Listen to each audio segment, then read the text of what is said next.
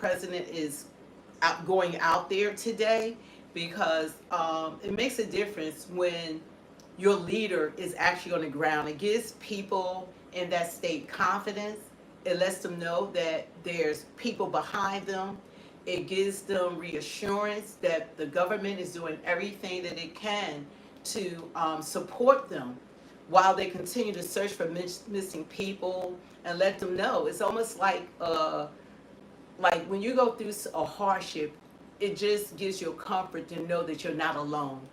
And when you have someone as powerful as the President of the United States that's there, like that's supporting you, it really makes a difference. The people, they went through so much, but prior to Trump leaving, he met with reporters. So we're going to look at him meeting with reporters. He's not there yet to do the interviews. He just left, but this is prior to him leaving to meet in Texas.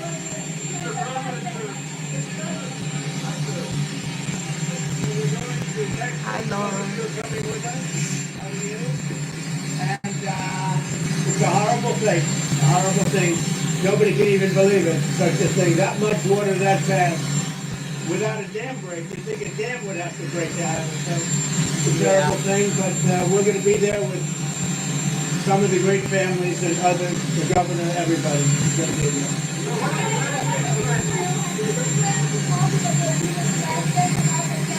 Maybe at some point I'll talk to him. Right now I'm not. They're treating President Bolsonaro very unfairly. He's a good man. You know, I know him well. I negotiated with him.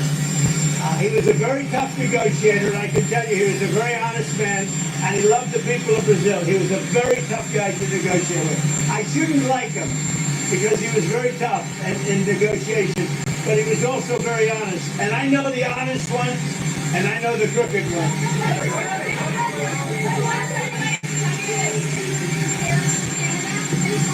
We're going to see. It was sent yesterday. They called.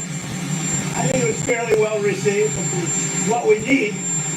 So we'll see what happens.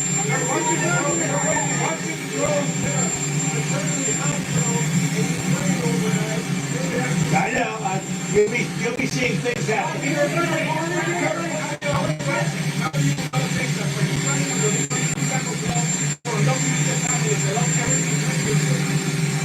I think we've done very well on immigration. We were given a very bad hand by Biden. He allowed 25 million people to come in totally unchecked, unvetted. We're getting the criminals out, and we're getting them out fast. The courts have ultimately done the right thing. Amazingly, they've really done the right thing, and they understand it's really the survival of our country. It's a very important thing. We can't have like 11,888 murderers. And you know, something that you should have that you haven't reported. As you know, 300,000 children are missing, right? 300,000 under Biden. We've already gotten back 10,000 of those children, and we have a lot more planned to come back. We're getting them back by the thousands. But 300,000, and as of this morning, over 10,000 we've gotten back.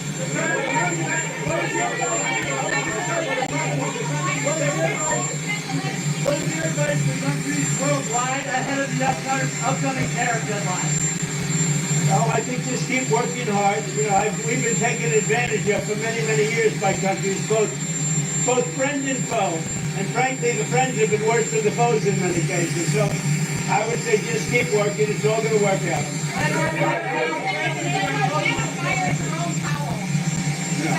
No, I think he's doing a terrible job.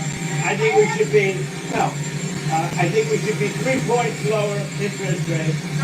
He's costing our country a lot of money. We should be number one, and we're not. And that's because of Jerome Powell. In terms of interest, we are number one in the world. Look, I'll tell you a little simple language.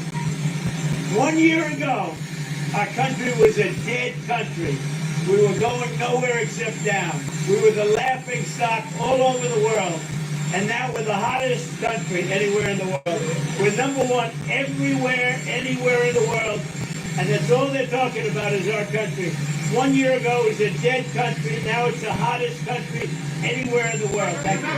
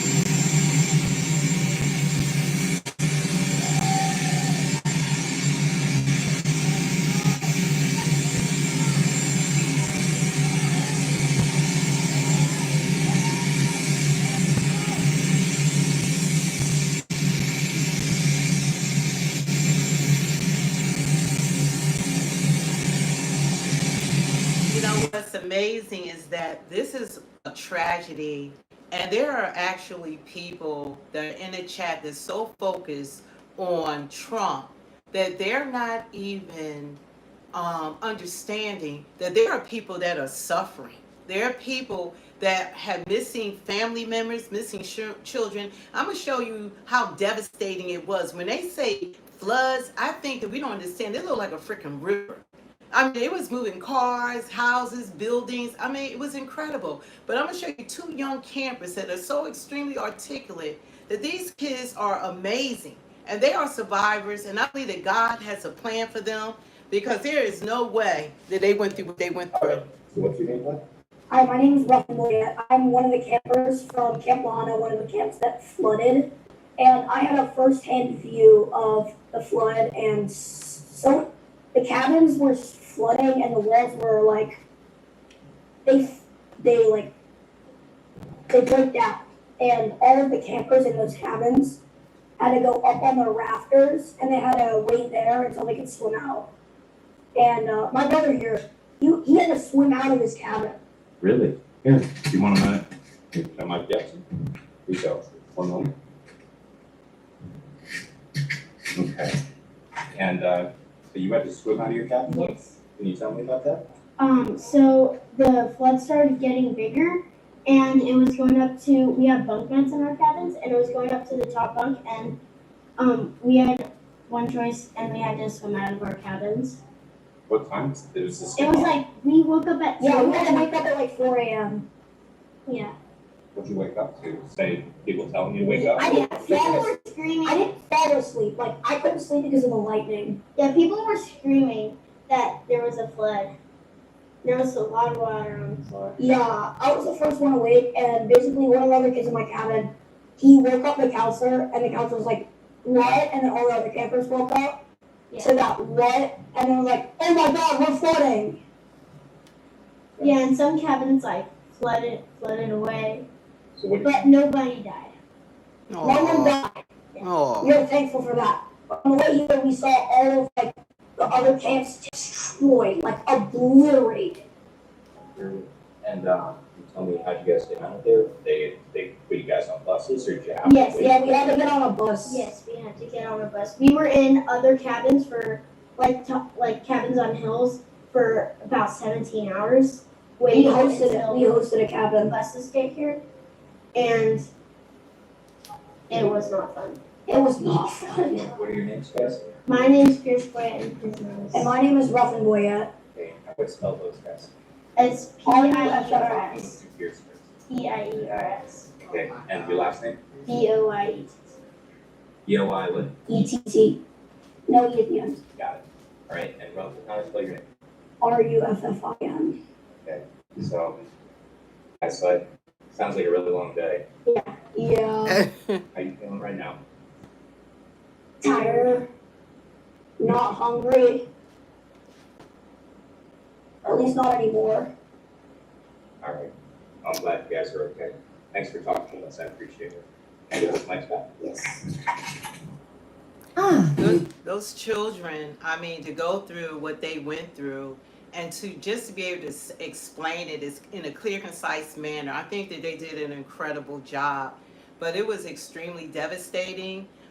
People went through so much. It was another young lady that she saw a little boy and she wanted to jump in, and her husband was like, "You can't go, you can't jump in. You're going to lose your life." And he stopped her, but she was glad to see that the little boy actually was rescued. So that in itself was incredible. But we're going to look at the timeline. We're waiting for Trump. He's landed, I'm quite sure, in Texas, so he's probably making his way to the sites. In Kirk County and surrounding areas through Friday morning, 6:10 p.m. The Weather Prediction Center highlights the South Central Texas region as an area of increasing concern for thunderstorms. Friday, July 4th at 1:14 a.m., a flash flood warning is issued by the National Weather Service for Bandera and Kerr counties and includes the considerable alert tag. At 3:35 a.m., the original flash flood warning is upgraded and includes more serious and specific wording. 4:03 a.m., the flash flood warning is upgraded to a flash flood emergency for South Central Kerr County, and about 30 minutes later, the first reports of flash flooding start coming in from local officials. At 7 a.m., Kerr County, Texas begins to evacuate people near the Guadalupe River amid major flooding caused by 6 to 7 inches of rainfall. 3 hours later, the Kerr County Sheriff's Office confirms there have been, quote, multiple fatalities from catastrophic flooding. This has been a very devastating and deadly flood. This far surpasses the 87 flood. Heavy rain continues in parts of Texas, dumping more than a month's worth of rain for places like San Angelo. July 4th, a flash flood emergency remains in effect for South Central Kerr County, which also warned of a particularly dangerous situation. Another flash flood emergency for the Guadalupe River from Center Point to Sisterdale, as well as to the north of the Llano River south of Mason, remains in effect as the extreme runoff from the heavy rain makes its way down the rivers. We have 14 choppers, as I said, 12 drones, 9 rescue teams, swimmers in the water, rescuing adults and children out of trees. We have 400 to 500 people on the ground from all of our various units. For the parents who are waiting, particularly that had children in Camp Mystic. Camp Mystic is a camp that has over 750 kids. Wow. Right now, there are 20-some that aren't accounted for. At 10 p.m., at least 24 people were confirmed dead, according to the Kerr County Sheriff Larry Lata. Around 23 to 25 campers were still unaccounted for from Camp and the surrounding area are going through. There's nothing more important on our hearts and minds than the people of this community, especially those who are still lost. Texas is in this with the people in the hill country right here. We are not leaving until this job is finished.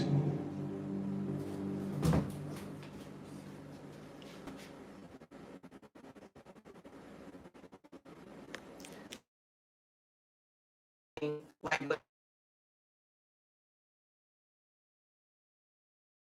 together when it's a tragedy, and when things don't affect people personally, I see some people like they still focus on like saying negative things about Trump. We're not focused on him.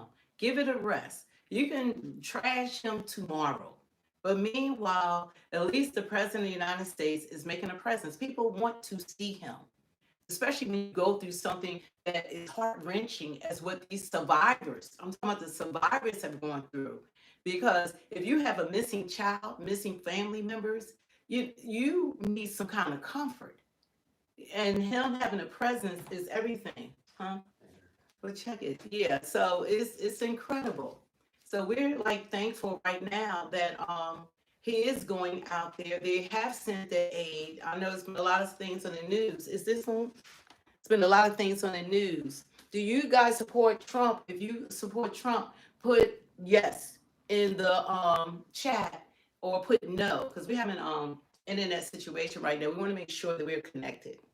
So can we see some yes? Okay. Yeah, we're trying to see what's going on. I don't know why that. Let me come out. There's not. It's just amazing, like what people experience, and you need the support. Sometimes you really need the support of your government. You need the support of the FEMA, which they said that they were going to perhaps maybe dismantle, but whatever agency they're going to call it, we need rescue because we do have hurricanes, we do have wildfires in this country, we do have tornadoes and hurricanes. So you have to have rescue some sort of organization that's there, like to send help, send monetary help to the families, because not only were lives lost, but people lost everything. So they need water, they need clothing, they need shelter, they need the things that we have so freely given to people who have come into this country illegally. Get provided for these Americans, provide the help, rescue them. Some luxury apartments, but we need to take care of our citizens of the United States of America.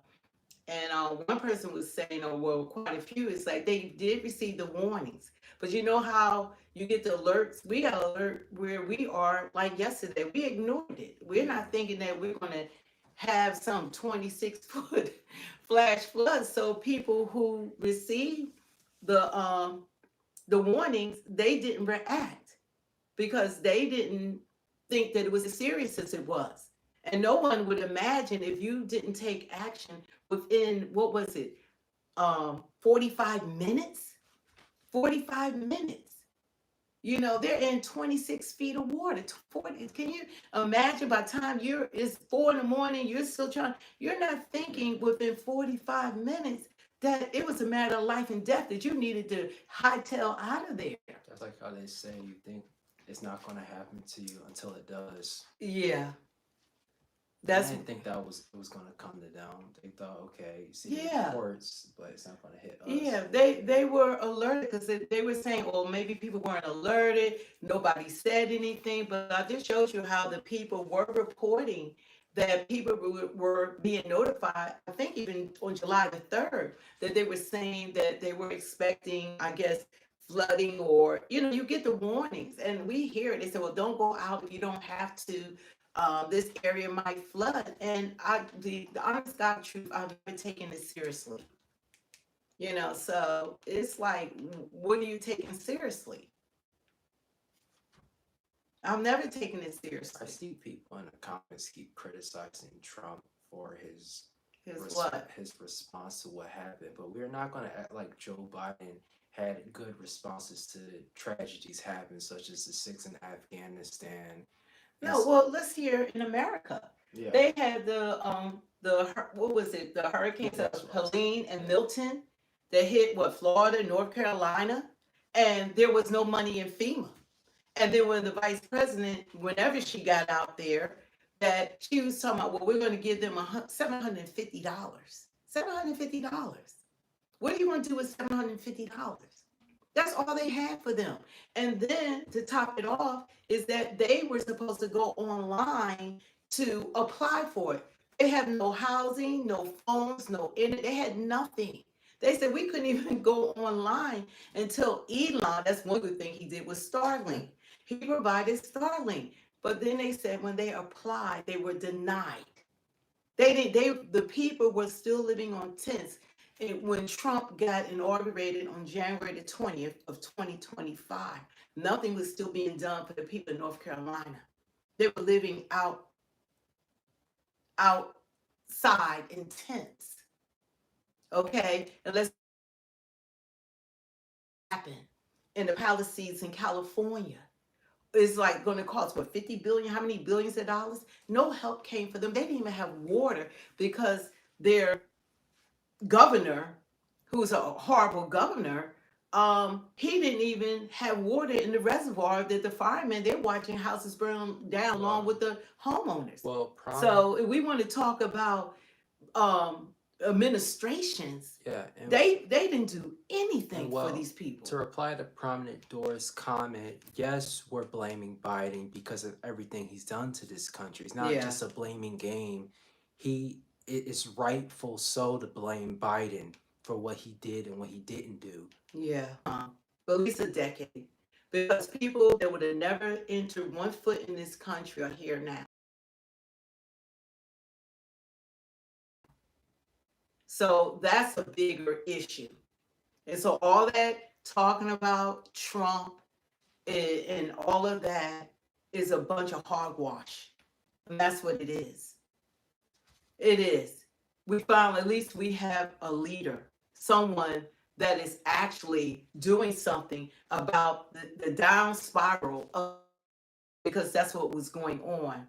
The Democrats right now are willing to destroy this country for votes at our expense. And the people, and you're talking about somebody that campaigned for them. And our quality, It's a connection. Yeah, we're trying weather, but we're waiting for everything to kind of, it should be starting back up. It's just terrible, like what our countrymen and women have been going through. And people have been so hard on everything and everything that's being done. And they're allowing things that we would never allow to go on in this country. But the administration, their whole focus is having you guys talk about Trump. Aiden, I mean, you can't say that after everything Trump has went through, that it's all an act and all a stage. This man nearly lost his life multiple times. It may be a stage for the Democrats and Joe Biden actually not being the president, but for Trump, it's a completely different story. Not actually being the president. Him sleeping and being on vacation for most of his presidency is two different things, not one and the same. Trump's actually here fighting for you and fighting for people's to have good lives and risking his life being president. What do you think that he's getting out of being president when he had to go, or even running for president? There was no plus side for him. He doesn't take a salary. They tried to take his properties. They tried to put him in jail. Someone allegedly three people tried to assassinate him. They tried to put a hold on his money. They tried to remove him from the ballots. They did all they could except for beating him during the presidency. But they were counting on having illegal immigrants come in here and for them to vote illegally in our elections, which a lot of them did. But nobody has anything to say about it. What about the 350,000 missing children? I mean, that's not even discussed. That was under Biden's administration. What about Venezuela emptying out their prisons? Why don't the Democrats, and that's who I've been, why don't the Democrats talk about that? Why don't the Democrats talk about fentanyl that were coming over the border because of open borders that were killing more Americans than anything else? It's like all this jumping up and down. What about even what's going on in California? I could go on. What about what's going on in California, a lot of the sanctuary states, that they are fighting against the law enforcers to do their jobs, and they're trying to arrest criminals, that they're out there. Do you know while in California they're looting all the jewelry stores, they're putting holes in the walls, they're going in and they're emptying out jewelry stores, family businesses, and nobody is saying anything about it's crime families from other countries that are over here in the sanctuary cities looting and robbing jewelry stores. I mean, it is so incredible, this selective news crap that goes on. And something I just just realized is I never see in our chat and just in general any new critiques of Trump. It's always them repeating the same talking points from mainstream media and what everybody else says. Because they have no talking points. The It's only never talking anything point new. is hate this, violence, and then they even have an app so wherever they go at, that you wonder how protesters are there immediately. Paid protesters. I mean, it's incredible. All the unrest, but while all that crap was going on for the last 4 years, there wasn't one rally, there weren't any protests. We had high inflation, economy through the roof, high interest rates, missing 350,000 kids, open borders, Trinidad Araga, MS-13, cartel, terrorists, ISIS, Iranians, everything. Not one rally, not one pushback. And while we focus on Trump, who wasn't even president, that all this stuff is going on, and only thing they have us doing is blaming him, and he's not getting paid for it. He could be on his yacht with his own island, enjoying the rest of his life. Everything he's doing is not for himself.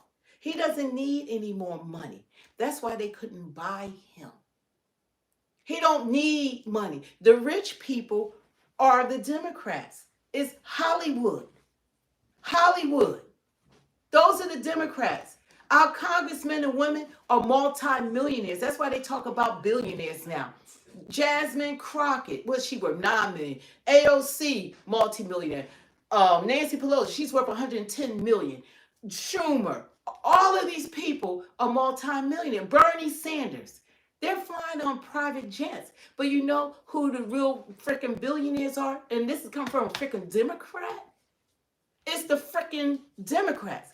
Who you think Mark Zuckerberg and Bill Gates and Mark Cuban and Beyonce and Jay-Z, all your entertainers, Hollywood, everybody, the mainstream media is run by Democrats. That's why they can influence us. They influence me. I am so tired of this narrative about hating the only person that seemingly, whether you agree with him or not, at least he's working. What are the Democrats' leadership doing for us? When have they held a news conference talking about they're going to make housing more affordable for Americans? When have they done another news conference talking about how they're working on lowering food costs? That's their goddamn job too. When have they held a news conference where they're doing to find 350,000 missing children? When are they going to talk about that? No, Gino. When are they going to talk about how people are interfering with the law enforcers? And they're acting like these people, if a black person, and it's the honor, if we were beating up cops, we'd be dead on arrival. Yeah. They are hitting, beating, stopping, even shooting at the cops. And Ken Roy, I actually was the Republican first. You know, but what's going on now is a time that you got to set aside all of your hate Differences. and focus on what can you do to help. Because you know what? You never know when it might be you. And you want people to give, you want people to help. Life happens to all of us. None of us are exempt from life happening. So all that hate and vitriol that you have against a freaking leader that the rest of the world respects, except for the Democrats, the leadership has nothing to offer us. Guess what? They don't even have a leader. They don't even have a leader. They can't define what a woman is. They still trying to have men, biological men in women's sports. That's what they run on. And abortion. And abortion. I'm not down with that. That's not the Democratic Party that I was supporting. I don't know what's in office now, what they are now. But I will never support that nonsense, because that's what it is. That is not the same party. Now it's a party of transgender, open borders, LGBTQ, but they don't talk about what are you going to do for us. Let's hear about some freaking heroes. Camp Mystic. Notably, this is his first Coast Guard mission. He just graduated from rescue swimmer school. Petty Officer Scott Ruskin joins us now. Thank you so much for being with us and taking the time to speak to us live. We are so impressed to hear your story. We understand that your crew arrived on the scene at Camp Mystic via helicopter. Talk to us about the difficult conditions getting there and what was going through your mind, what you saw as you arrived at that scene. Yeah, of course. Yeah, guys, thank you guys for having me on today. Just talking about how we kind of got there. We originally got a call from Task Force 1, which is like a local agency here in Texas, asking for additional resources. So they launched us from Coast Guard Air Station Corpus Christi at about 7 a.m. In the morning on the 4th of July. Kind of battled some weather with the crew. On the way in, we were obviously flying through the storm that was causing all the rain. So in the crew, we had, our aircraft leader, was our co-pilot Blair Agujafor, and then also our flight mechanic Seth Reeves and myself. We're kind of on the crew, battling some pretty nasty weather, some of the worst I've ever experienced in my career so far. It took us about 4 different attempts to try to make our way into Kerrville. And finally, on the 4th attempt, with the help of the Air National Guard, the Army guys, we were able to kind of make our way into Mystic. So our original tasking was just to get to Camp Mystic. And we heard there was about 200 campers there, and they were in need of airlift. There was no other way to get them out. Bridges were gone, roadways were gone, and the water was coming up too high for boat rescue. So the only option was airlift. We kind of assessed the scene a little bit. Had an internal crew discussion with the rest of the crew, with Ian, Blair, and Seth and myself. We decided the best course of action would probably be to leave me there. At the time, there was no triage coordinator, and just because, it was kind of hectic. A lot of people were needed on other assets and other airframes. We just decided that, hey, we can fit a couple extra kids if we leave me on scene. That aircrew with Ian, Blair, and Seth kind of went to a more dangerous location to try to, airlift a few more people out of a tighter landing zone. And they were able to airlift about 15 people, 15 children out of there. And they left me on scene at Camp Mystic. And there, I kind of helped facilitate some of the organization and the triage, just comforting these kids, and getting 165 of them out on the Army Black Hawk helicopters. But you know what? I'm glad those are the people that we need to be focused on. They rescue 175. Heroes. They are heroes. Yeah, they rescue from Camp Mystic. So God is so good. And we just got to be thankful and grateful for people that are focused, especially in a time of need. So we're waiting for Trump to reach his destination. Him and First Lady Melania Trump they should have landed in Texas right now. They're going to be speaking to the governor and the families of, the floods and different officials. So, and first responders. So everyone is going to have their time to spend with the president, talking about and giving what has happened to them. What were their experience? I know how to swim, but I don't know in the middle of the night at 4 a.m. and the water is rushing. It's moving dark. In the pitch dark, and it's moving trailers, it's moving everything. I don't even know how I would have been able to survive. People were being hit in the head with debris and stuff from houses and all kinds of things. So that had to be the most frightening thing. And even some of the survivors, was frightening to them. They made it, but they have family members that they don't know where they are. They're missing. So imagine that you haven't seen your mother, your brother, your father, or your family members.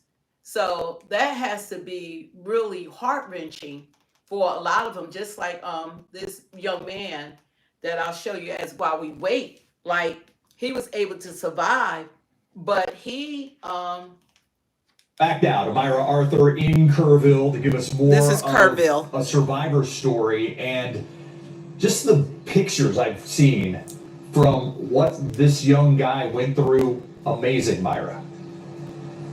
Yeah, he's a young guy indeed. He turns 19 tomorrow, actually, Steve. Tomorrow is his birthday. It's also his father's birthday tomorrow. Wow. But tonight, Leo Romero Jr., the young man who survived this, who we spoke with at Peterson Regional Hospital today from his hospital bed, tonight he is missing his father, he's missing his stepmother, and he is missing his almost 2-year-old baby brother named Carlos. I mentioned earlier that the foundation you see here behind me, that is the home they were in on the night of July 3rd, the morning of July 4th, when all of this unfolded. He told me today about how he made it out alive and how he is now holding on to hope. His mother was in the hospital room with us, and she actually shared a voicemail that Leo Jr. left on her phone as the water was rushing into their house. She wanted to share it with us because she wanted us to understand what her son has been through, the fear that he felt in that moment. I do want to warn you, it is hard to hear. Here's Leo's story. Mami, te amo con todo. I thought that was it. I don't want to say I accepted it, but no, I thought I was gonna die. Leo Romero never went to sleep the night of July 3rd. I was awake all night playing just games. Around 6 a.m. on July 4th, he heard the water. I could hear water under the under me. It wasn't inside. He woke up his dad, his stepmom, and baby brother. I mean, it was bad, but at that moment we were it's gonna be okay. We didn't think, what happened was gonna happen. What did you all do in that moment once you knew, okay, this is not gonna be okay? Yeah. My dad just tried to cover where the sliding door was. This was anything, boxes or with the table, but it just kept moving. We thought maybe we would still be okay, but then that's when the vents, water just started coming super fast from the vents. His father told Leo and his stepmother, Natalia, to climb onto the couch, grab the curtains. Leo Sr. held his toddler son in the air. How did you get out of the house and how did you survive this? I remember something hitting me on the head. How I recall it is a roof fell, but just next thing I know, house is gone, so I'm just in the water, scrub whatever. Wow, they got that picture. Hold on to it. I just kept going. I think I just hit a lot of rubble, just parts of houses, trees. You were just stuck in debris, things coming down the water. How did you get out of the water? The firefighters. Yeah, I was there for 4 hours. You were there for 4 hours? Mm-hmm. You haven't seen your brother or your stepmom or your dad since Friday morning. Mm-hmm. But you told me that you're holding on to hope. Yeah. We have basically the whole family, searching. Neighbors searching. I'm glad I'm safe. But it does, hurt knowing that some don't know anything about, my family. Sad. I mentioned that tomorrow is both Leo Jr. and Leo Sr.'s birthdays. But Leo Jr. told me he's definitely wishing for something different this year. He is wishing for news on his family. He said he will continue to hold on to that hope. He's relied on prayer a lot over the last few days, and he was expected to be released from the hospital this afternoon. We hope to stay in contact with Leo and his family as they go through this. See, I don't think that people understand, how devastating it is, especially when you still have missing children and missing family members, and even the ones, I guess, that know what has transpired. They lost family members and they lost everything.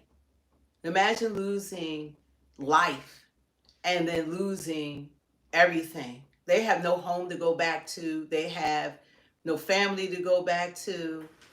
When tragedy hits, it's a lot. Can you talk about what Biden, how much money he gave the people of Hurricane Helene? Because they're trying to say Trump isn't giving any aid to them. Yeah, Hurricane Helene, Biden and them, they went there and announced they were giving them $750. $750. That's if they could go online and apply for it, which most of them were all denied. $750. They lost. Communities are gone. When these tragedies happen, the schools, the businesses, your banks, your markets, everything's gone, and they had no housing or any. How long can you stay in a hotel with $750? You can't even get a hotel room, what they charge someone $300 a night, $750 is what they were given. That's why they were living outside, homeless. They became homeless. That's what they did. And what about what he gave to the victims of the wildfires in California, the Palisades wildfires? They gave them, I think, $790. They lost entire village. They lost entire communities, their banks, their communities, their markets, their schools, everything was wiped out, not just their houses. That's all they said they were going to give them. Whether they received even that little bit of money, but we have people that can come into the country and we provide thousands of dollars a month was given to them freely. Luxury apartments, food stamps, $13,000 of food stamps, ATM cards, education, healthcare, all of this. But the tragedy is when Americans need it. And I'm quite sure Trump was involved in visiting areas, even like the Palisades wildfires in California. He wasn't even president then, and he was there. He was boots on the ground. He was boots on the ground for North Carolina. He wasn't president, but he had Elon Musk to donate his Starlink because there was no power, there was no internet. And Elon Musk came in and provided some to connect them to the rest of the world. He wasn't president.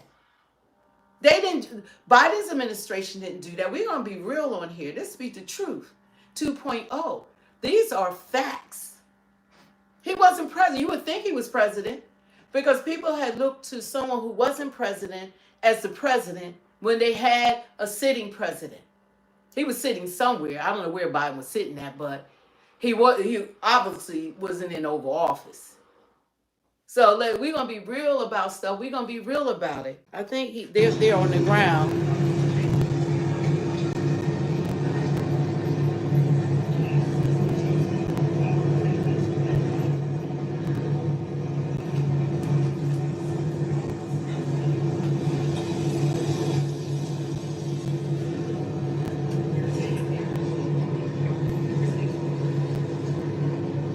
Come on, you guys. Let's get these likes up. Like, share, and subscribe. Thank you. Show the support, all Trump people. And you too, Democrats.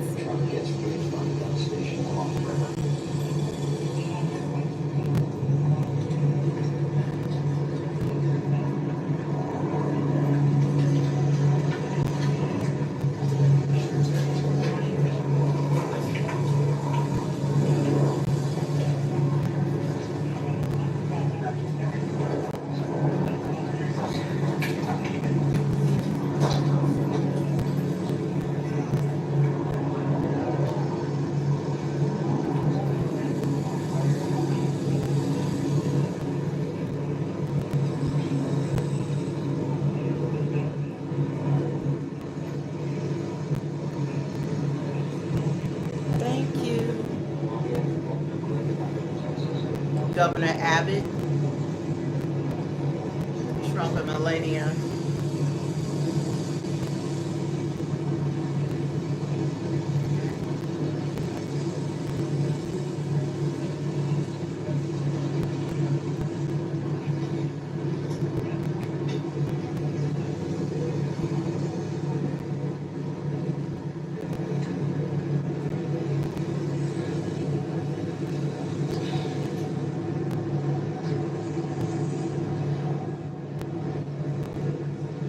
That's right.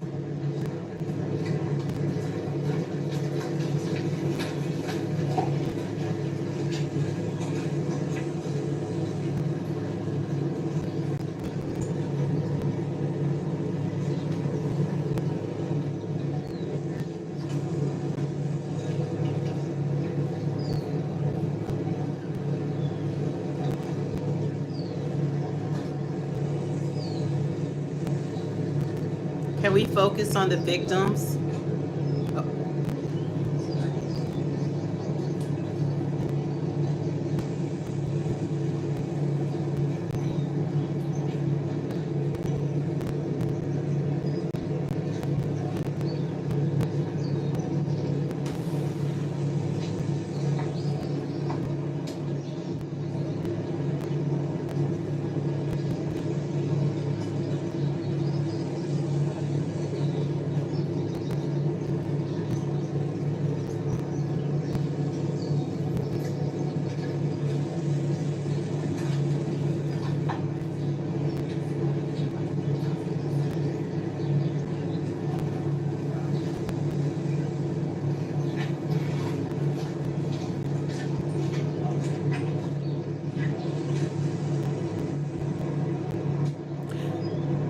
He's assessing the situation, and they're explaining it to him, the areas that were hard hit, like Kerrville.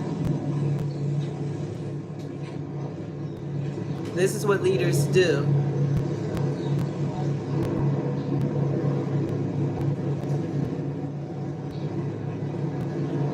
Yeah. And he will be speaking with the governor and different officials and first responders and families. That's who we want to hear from. And that's, you know what, it's just so sad that no matter what, if he wasn't there at all, you would say something about that. If he is there, you say something about that as well. So it's a situation, damn if you do and damn if you don't.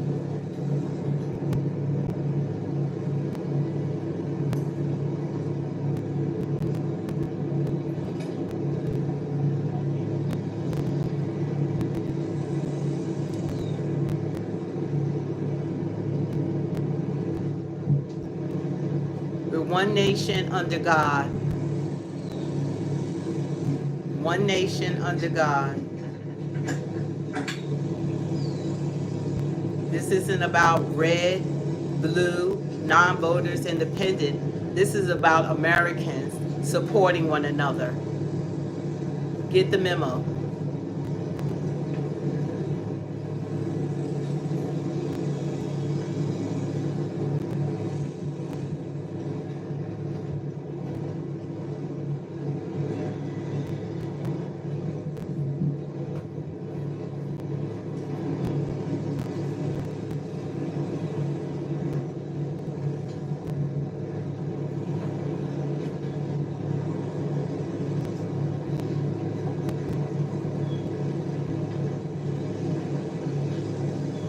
Yeah, thank God Trump is in office now.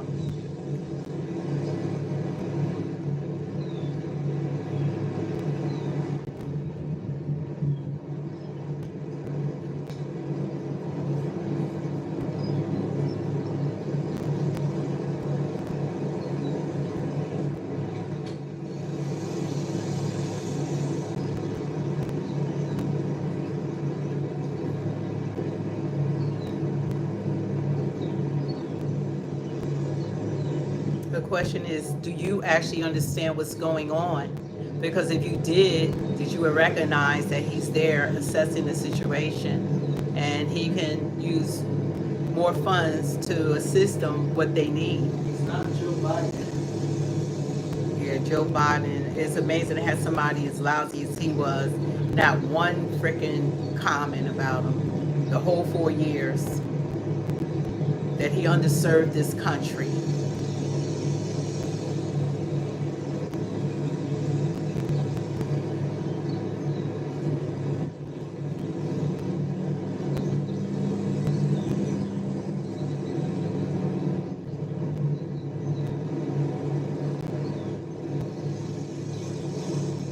We could never get rid of whatever they want to call the organization, whether it's FEMA, whatever name they want to give it. Was FEMA wasn't working for the people.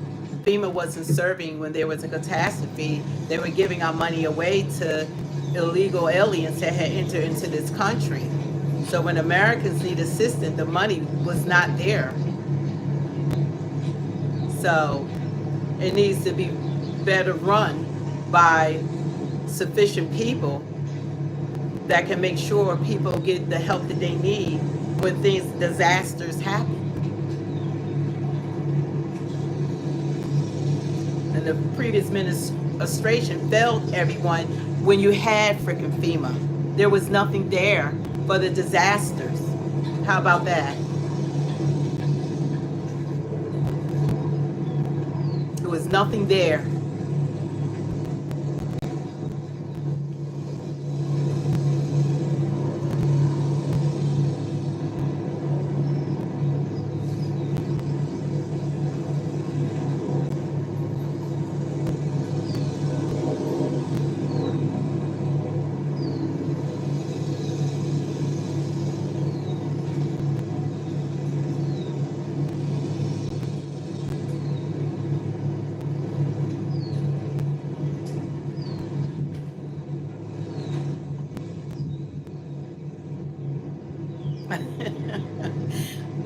That's not Trump.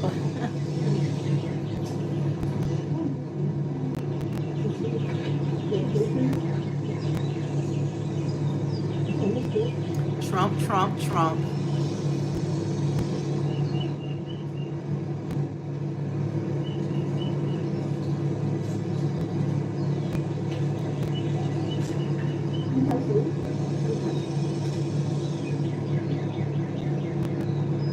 To be disrespectful, hopefully, accidents happen, and hopefully God, that nothing like that would happen to you, that you would lose your ability to walk. And calling him Hot Wheels from Jasmine Crockett, her and her disrespectful self, you're wrong. You're wrong.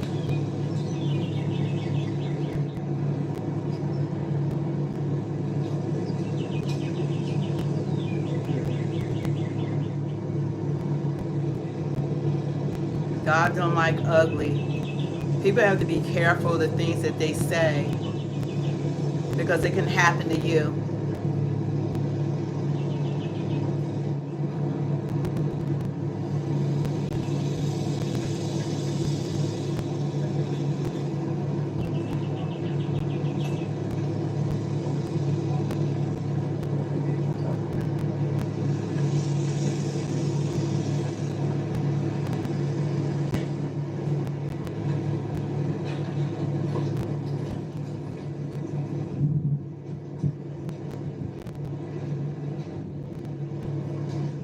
So you know more than God does, right? It's amazing.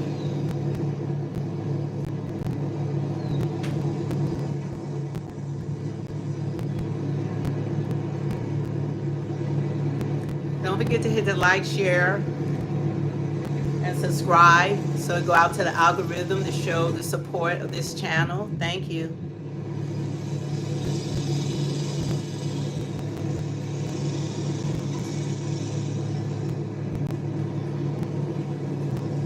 That's your mother. That's your mother.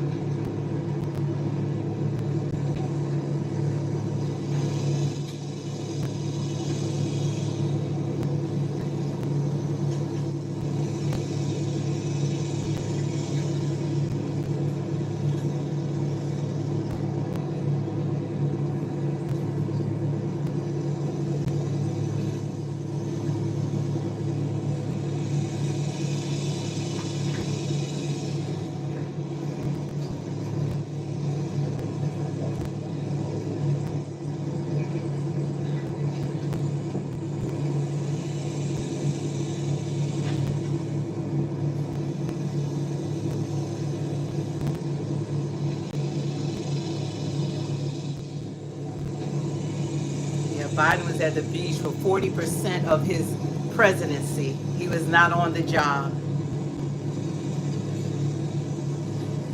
And everybody knows it.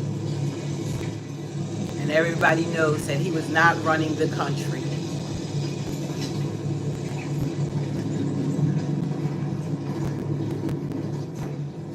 We're still trying to find out who actually was the president when Biden was in office.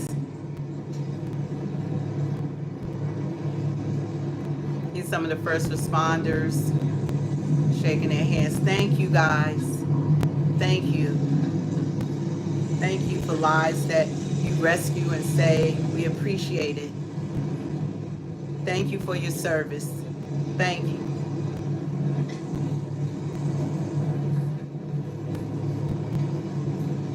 Thank you for your service.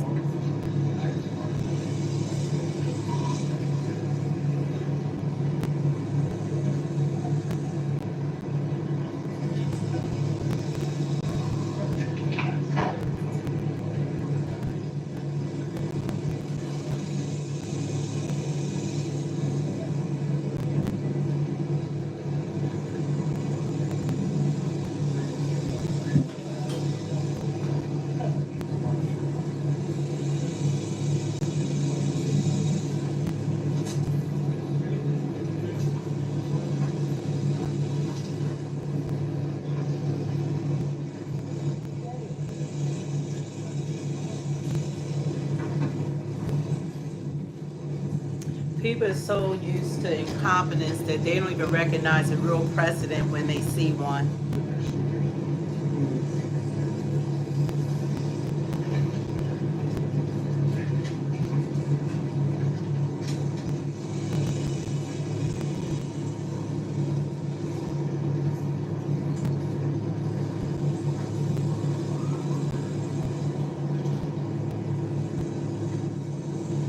One of the reasons why Trump didn't immediately go down there is because he didn't want to distract from the work and what needs to be done, that people would have been focused on him, and he wanted people focused on the mission. So if he wanted a photo op, he would have went down there when it happened. He had to show up eventually.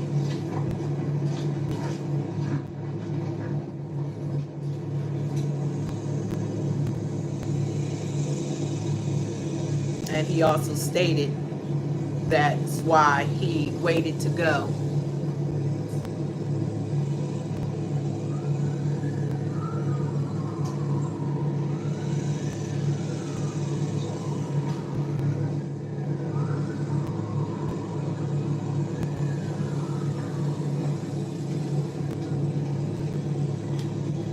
Don't forget to hit the like, share, and subscribe. Let's get it up to 100. Thank you. We wanted to go out.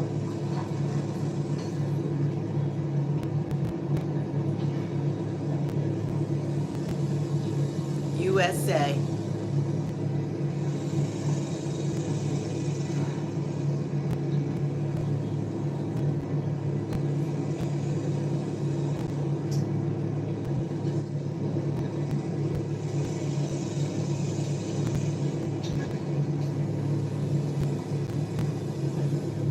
Thank you guys for rescuing as many people as you were able to. Thank you.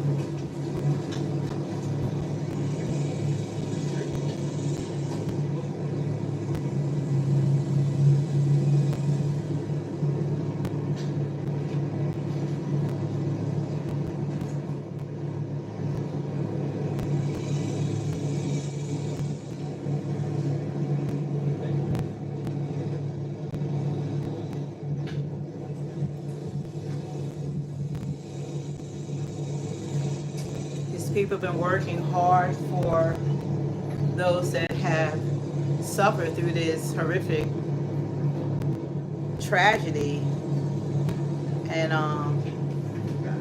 they're still working hard trying to find missing people.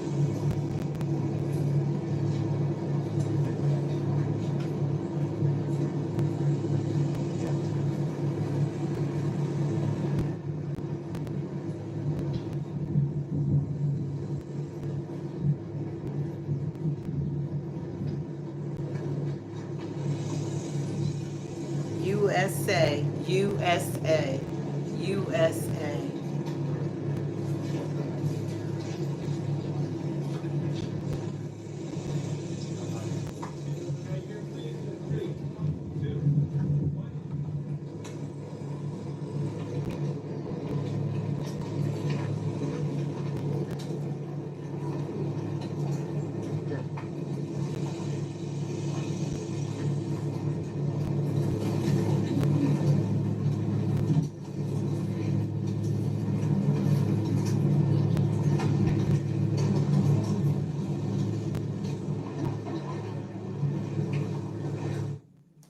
and a great display of leadership as you look at that Congressman. when you like, it's amazing. They're going to meet. They're all gathering. They're going to be meeting soon, and I guess they're going to do the press conference. There's already people there in the meeting area where Trump and Melania are going to, and Governor Abbott are going to be joining everyone that's waiting right now.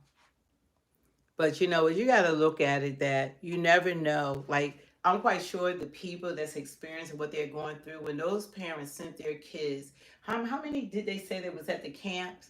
That camp might have had, it's a huge camp. I know the numbers were great. And it might have been 700 kids, if I'm not mistaken. Maybe you guys know how many kids was at this Mystic camp. But imagine sending your children away to have, and you know, enjoy their lives, enjoy their summers. You never expect that you were sending your kids to, perhaps that was going to be the last time you were going to see them. Someone said 800 children. 800 children, thank you.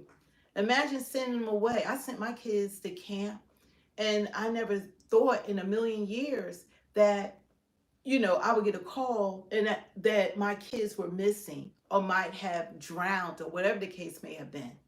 It had to be devastating. That was supposed to be the time of their lives, to meet new friends, you know, have fun. When my mother sent us to camp, we had fishing. They had ponds so we could fish. That's how we learned how to swim. We went to Lakeside and we learned how to swim. And you know, we did all kinds of arts and crafts together. It was amazing going to overnight camps. And you never think about that you're doing something so wonderful for your child. And a lot of kids don't have the opportunity to go to camp because it's very expensive. And to send them and not knowing, when you were packing their bags and saying I love you, goodbye, and you're talking to them on the phone and they're talking about how much fun they were having and they got new friends and all of it. And then to find out you get a call like 4 or 5 in the morning saying don't panic, everything's okay. And then it continued to escalate. They had interviewed this parent. She said she had gotten a call, but it was like low key. And then like an hour later, they were getting calls, and, you know, and it just escalated. But her 2 children, thank God, were actually rescued. Some of those kids really must have been not being able to be a good swimmer. They had to breathe. They had houses that were coming on, you know, off the foundation, and they were having all kinds of big boards and houses in the water as well, huh? Yeah, someone in the comments said when you hear flood, you think water, but the debris that's carried in the water, such as snakes, sharp things, glass, metal, and wood. Wow. You know, that's a great point. You know, I didn't even think about that when I was initially hearing about it. I'm thinking, okay, they had 26 feet of water that, you know, rose up to the rafters or past the rafters or whatever.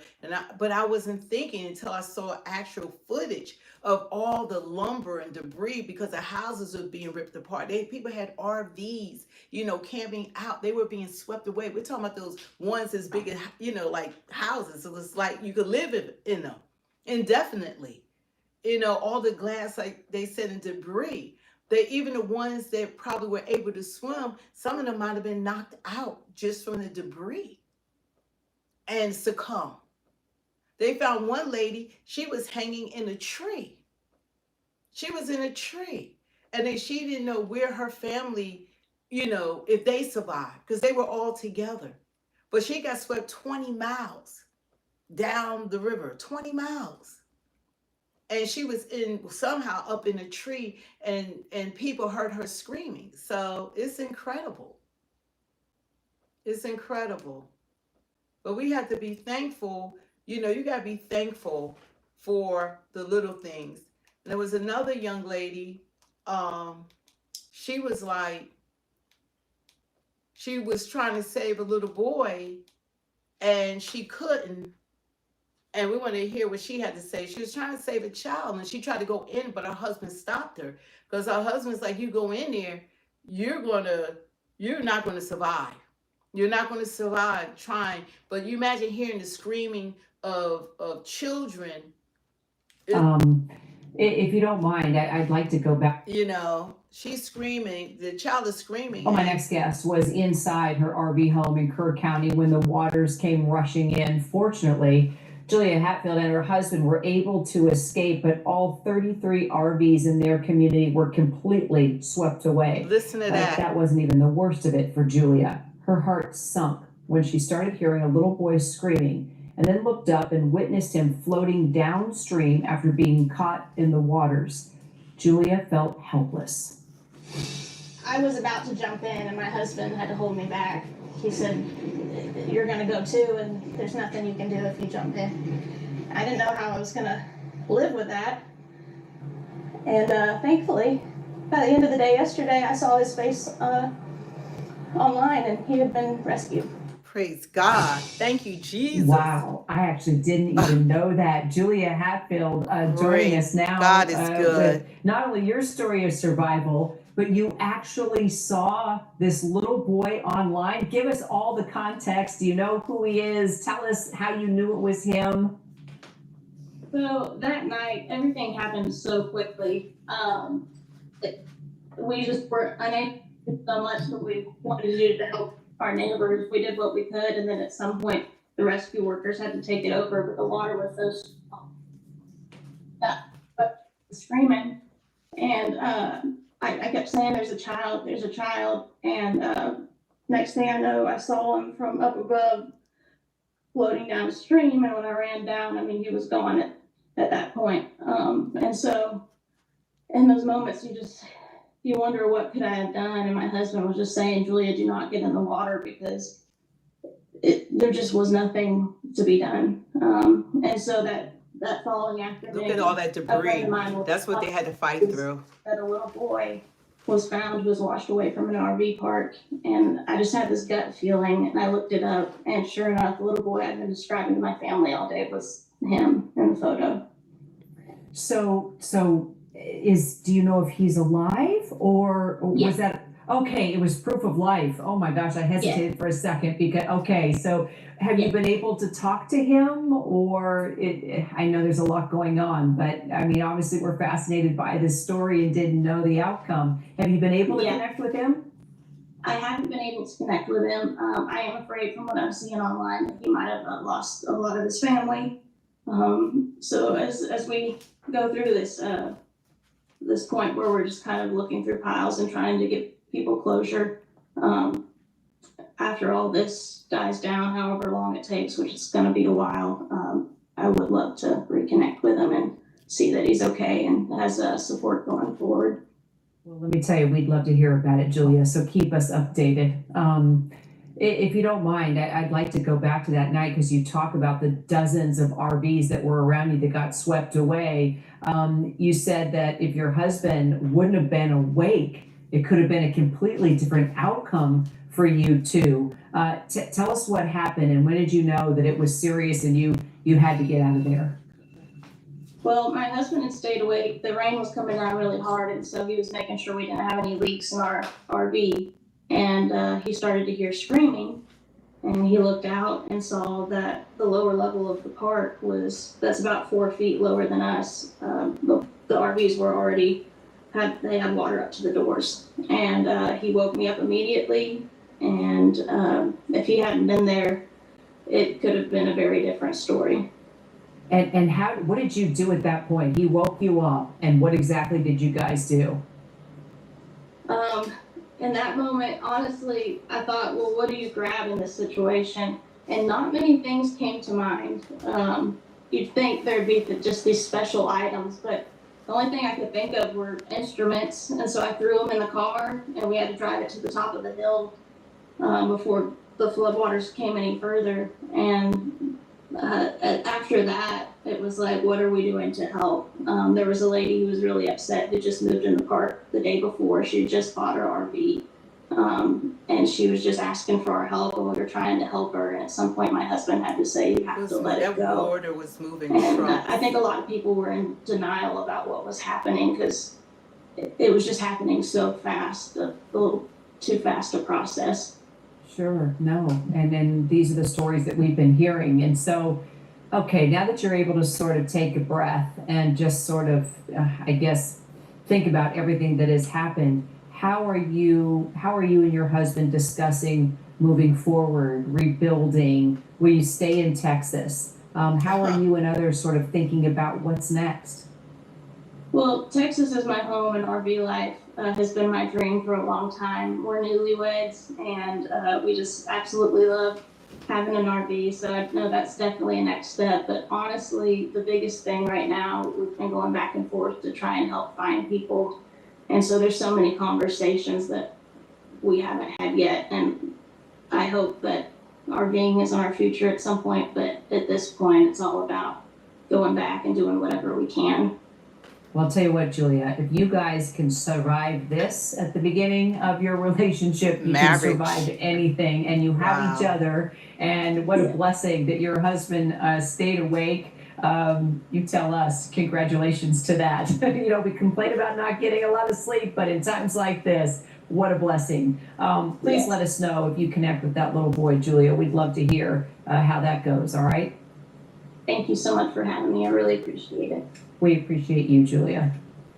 It seemed like people that were awake and didn't sleep that night, or a lot of them are actually the survivors. It's like everyone that was able to stay awake, they were able, a lot of them were able to get out because they weren't sleeping. So that's incredible that they you know, God is good, but you could tell the people that are surviving, God has a plan for them. You're welcome. You know, God has a plan for them, and you got to always understand that God is always in control. Like, that's one thing I'm happy that man is not in control. God is in control. So I thank God for the people that God kept awake that night, that they could not sleep, and it saved their lives. A lot of them were saved because they couldn't sleep. So when that water started, because it was 45 minutes, that goes by really fast. Imagine when they start seeing the water coming inside of their campers, their houses and stuff, even at the camp, those are the people that had an opportunity to get out. The ones that were sleeping through it, they were completely caught off guard. And you can imagine, especially little kids, most of them are going to be asleep at 4 a.m. in the morning. So it's just incredible, the ones that were able to get out. And you hate hearing about these things that goes on. I'm waiting for Trump. You know, they're going to meet, and they're going to have a meeting, and they're going to be, you know, discussing what happened. But, you know, I am really happy about the people that were awake, and that saved other people's lives. The process at this moment. We're praying for the victims, we're praying for the families who remain behind, and praying for all of us because it's affected everybody in Texas. And I look around and I just see devastation, and every day it's hitting me harder and harder as days go by. But my God, my friends, my community, they're being absolutely amazing. All you can do is recover and keep moving and honor the ones who didn't make it, because that's what they would want. 1 week after the deadly flooding, we are hearing from so many survivors, so many business owners, and the efforts continue today on this Friday. Thank you for being up with us early, Houston. It is 5 o'clock. I'm Stephanie Simmons. And I'm Devon Rumming in for Jacob Rascone. And this morning, we are continuing to follow the devastation in the Hill Country after the deadly 4th of July flooding. Today, President Donald Trump and the First Lady Melania Trump are expected to visit Kerrville to get an up-close look at the destruction left behind by the wall of water that was the Guadalupe River. Worse. Earlier this week, President Trump issued a major disaster declaration for Kerr County, and now Governor Greg Abbott is directing the Texas Division of Emergency Management to officially request more counties be added to that declaration. That list includes Travis County, where 8 bodies have been recovered and 4 people are still missing, along with Williamson, Burnett, Tom Green, and San Saba counties. Now, this all comes as families prepare to say their final goodbyes to their loved ones. Starting today, funeral services will be held across the state, including right here in Houston. That includes family and friends who will gather to remember the lives of Molly Claire DeWitt and Lainey Landry, who were both just 9 years old. Lainey is being remembered for her kindness, her curiosity, and her beautiful smile, which you can see in that picture. And Molly's family says that she was generous with her time, her heart, and even her belongings, and that she taught those around her what it meant to love without hesitation. There she is.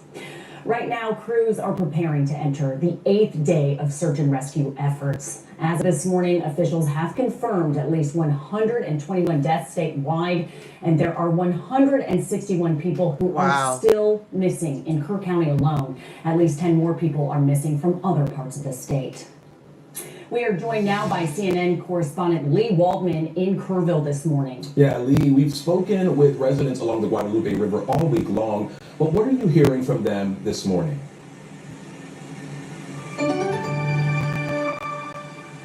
Good morning. It's good to be with you both. So we know that President Donald Trump is coming here to Central Texas today. It's something residents obviously in this area are very aware of. He's going to be surveying some of the damage left behind from these catastrophic floods that happened a week ago today. He's going to be meeting with those first responders, state and local leaders, and also is going to be talking about the progress being made when it comes to those search and rescue efforts that have been tireless throughout this whole week. We also know that he's planning on touting the successful relationship between the White House and the state of Texas amidst this entire week, where this is all happening while the victims' bodies are still being recovered.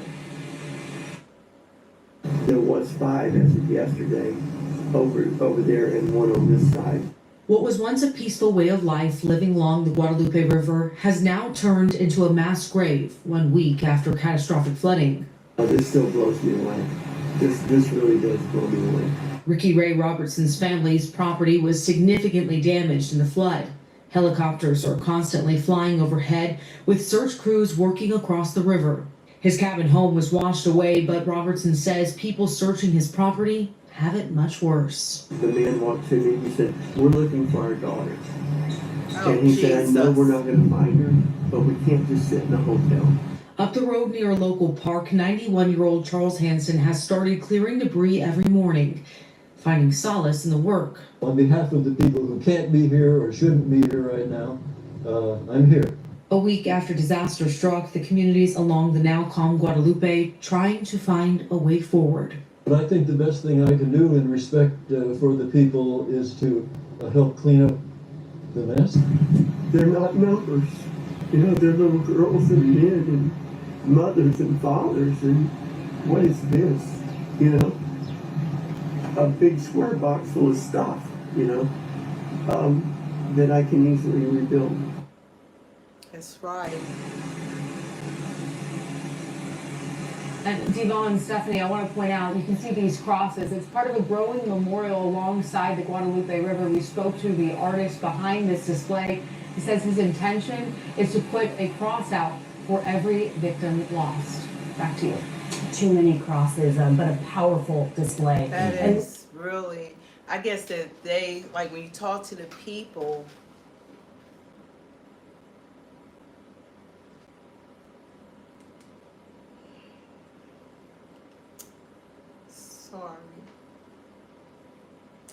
when you talk to the people, that's when you really see how bad it is.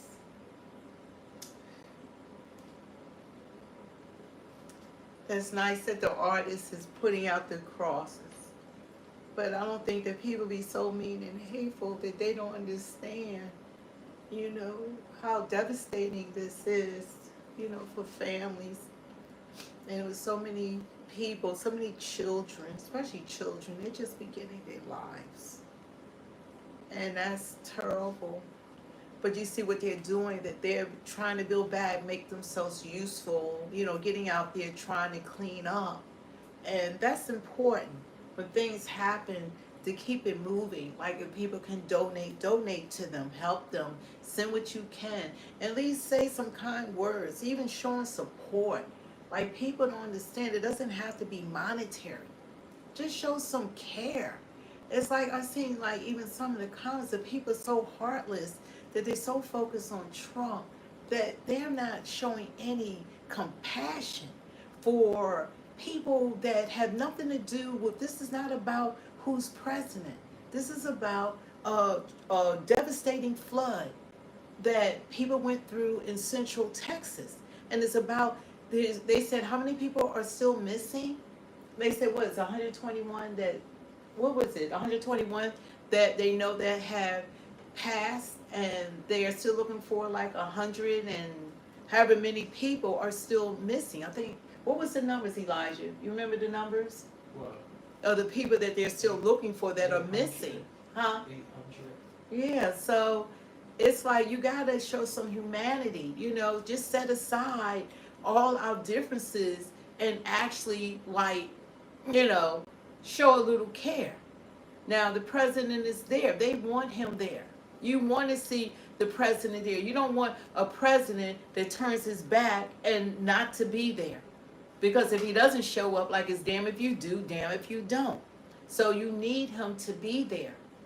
You know, I know we went through a tragedy and the president of the United States was there, and he's coming there and he's speaking to the families. He's speaking to first responders and the governor, the mayor, and officials. I mean, it matters. And it's not about who they voted for. Remember that. This is not about who they voted for. These are Americans. It's not about that. People, like, the election is over. People still stuck on red and blue. This is about people. Everyday people. They have nothing to do with politics. They have nothing to do with all these rallies and all these hateful things are being said. All this stuff goes out the window when tragedy happens. It goes out the door. They're still gathering in the room. We're waiting for them to come together. You know, they're still surveying, and that's what he's there. See, when you put eyes on the situation, then he knows he can look and say, okay, I see this is what else they didn't ask for, but I think that this would assist them. They need this as well. So that's what a president does as well. He can look and he can see what else they might need that they haven't even requested. So we want to make sure that, you know, people are still looking for their kids, and they know that right now there's a great live, you know, 9 out of 10, their kids are gone. You know, imagine that you still have hope, but you know, you have to hang on to hope. You got to keep hope alive. And they're hoping for, you know, that their child or children still will be found alive. And it's just terrible, but it's great to hear, like, angels on earth, family reunites with hero who saved them, you know. It's like, it's really a lot. And you just got to pray and hope that things like that doesn't happen to you. So it's just amazing. So we're waiting for them to come on, but I want to show, I just love these kids right here. I just think that they did an amazing job. All right, so what's your name, bud? Hi, my name is Ruffin Boyette. I'm one of the campers from Camp Lano, one of the camps that flooded. And I had a first-hand view of the flood, and so the cabins were flooding and the walls were like, they broke down. And all of the campers in those cabins had to go up on the rafters, and they had to wait there until they could swim out. And my brother here, he had to swim out of his cabin. Really? Yeah. You want to take that mic yet? We go. One moment. Okay. And so you had to swim out of your cabin? Yes. Can you tell me about that? So the flood started getting bigger, and it was going up to, we have bunk beds in our cabins, and it was going up to the top bunk, and we had one choice, and we had to swim out of our cabins. What time was it? Was this It was like, we woke up at, we had to wake up at like 4 a.m. Yeah.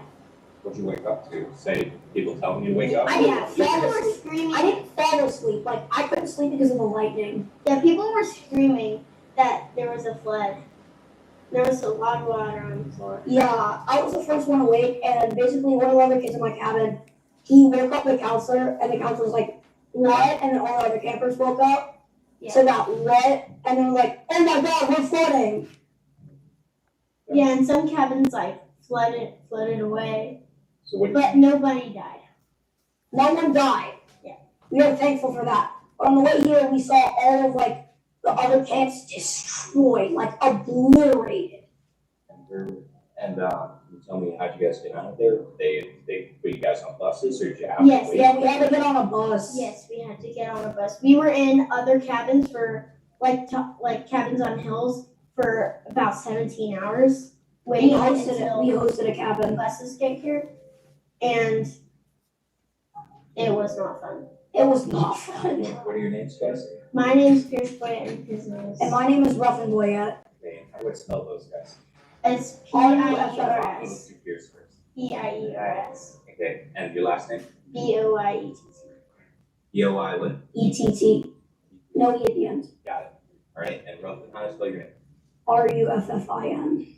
Okay, so you guys sounds like a really long day. Yeah. Yeah. How are you feeling right now? Tired. Not hungry. Wow.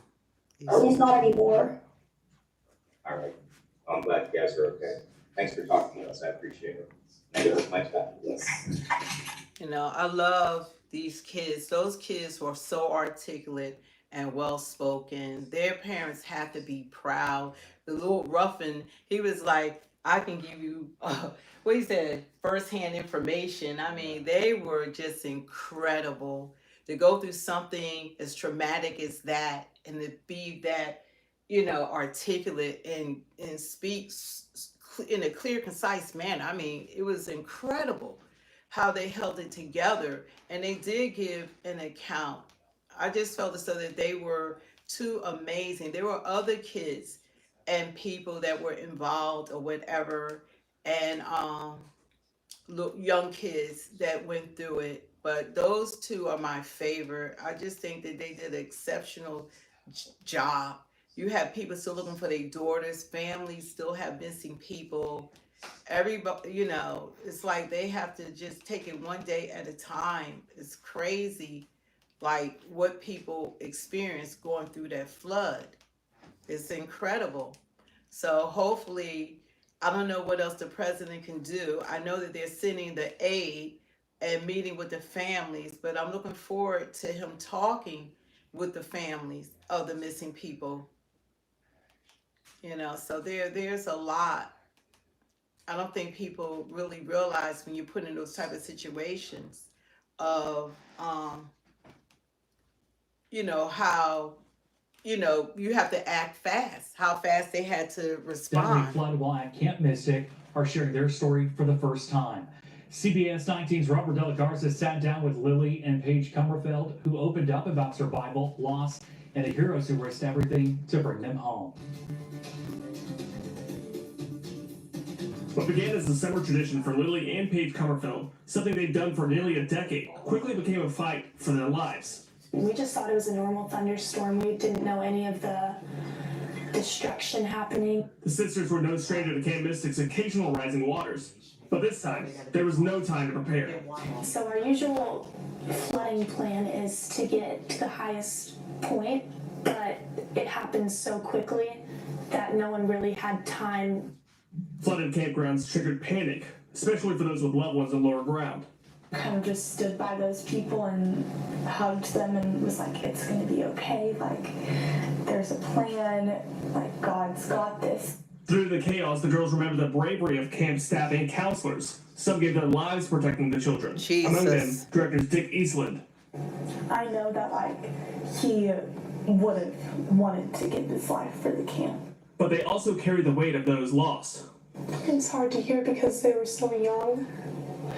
I feel guilty that we were so safe and oblivious while they were living hell on earth. Back home in East Texas, Katie and David Kerrville went hours without hearing a word from their daughters. Agonizing silence as the disaster unfolded. Some of the worst hours of our lives, not knowing if our daughters were safe and alive. But like Lily and Paige, they held on to their faith.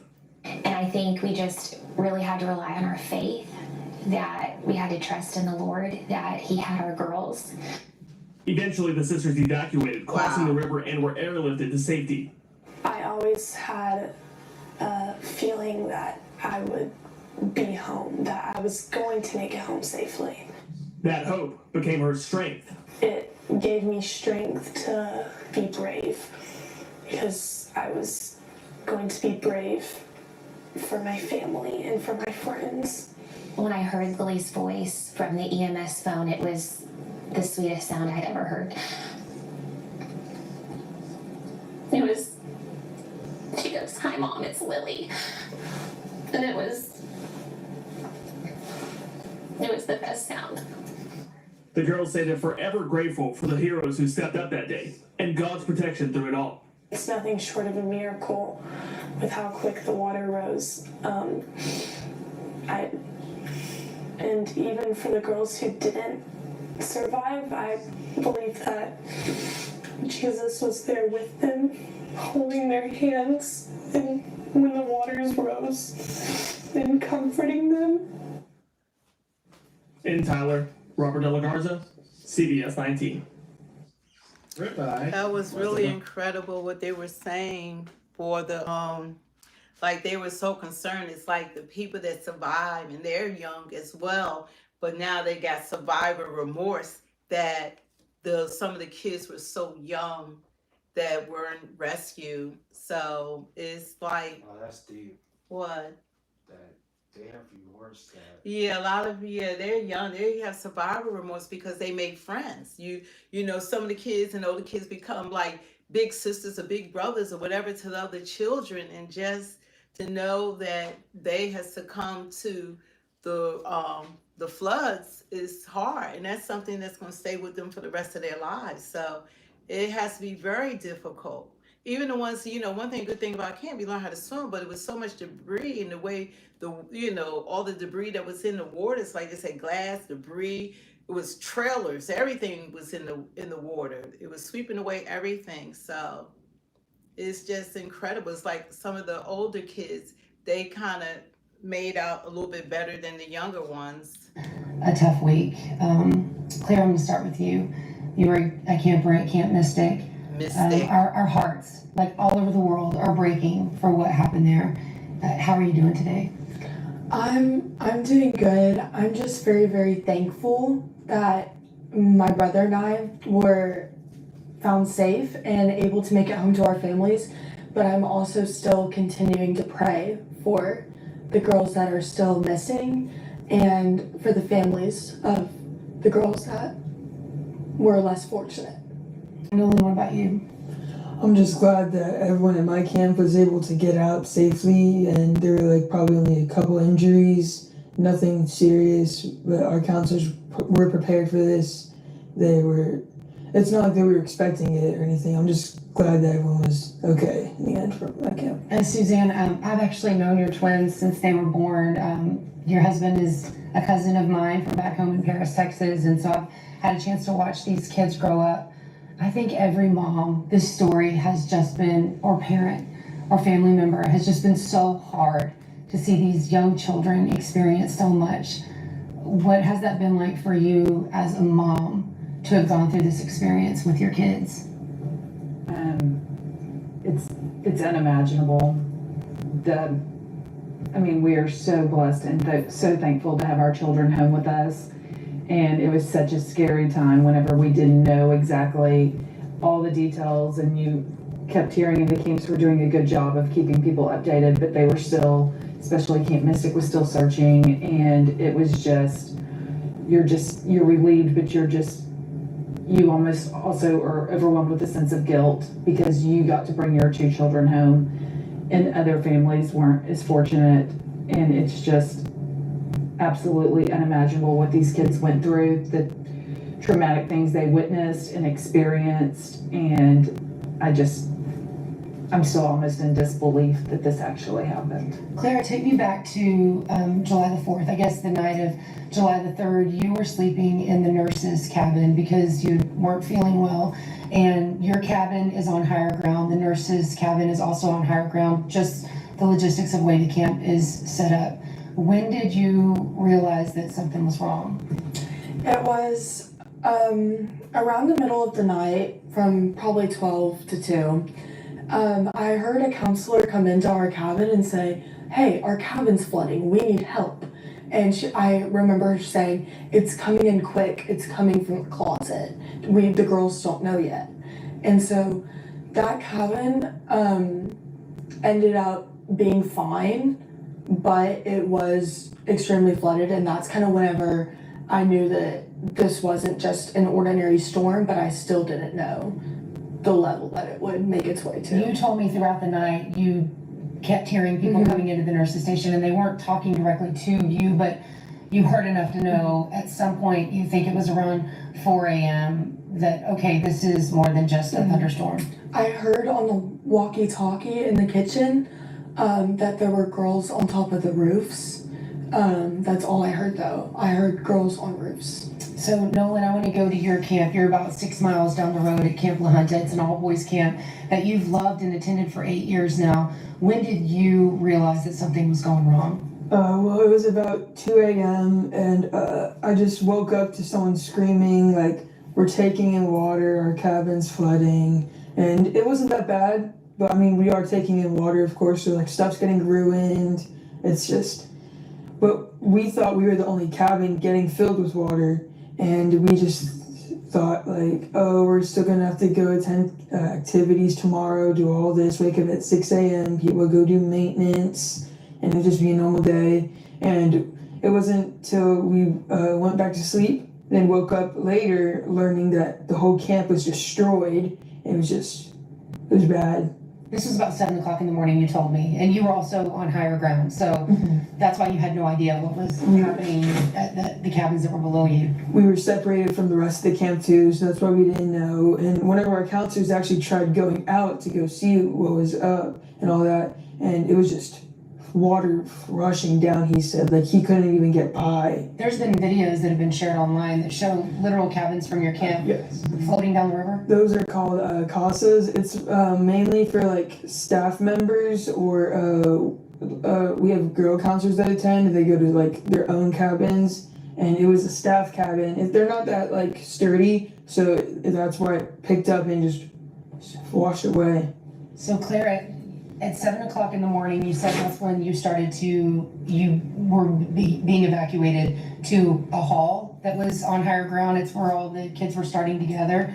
And was it on that walk to the evacuation when you got there that you were like, okay, this is much more serious than just a serious thunderstorm? Whenever the nurses took me up to James Hall to just, I don't know, I guess go get food. Or a dining hall, James Hall's a dining hall.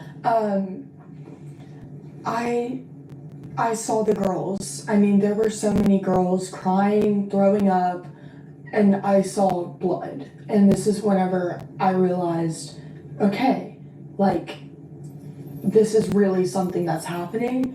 And then around then too is whenever I heard helicopters flying around the camp. And the helicopters began to land on buildings that you could see? On buildings, and I saw a helicopter, like, I saw them landing in like the parking lot around James Hall, because there was a parking lot there where there were a lot of counselors that had their cars there.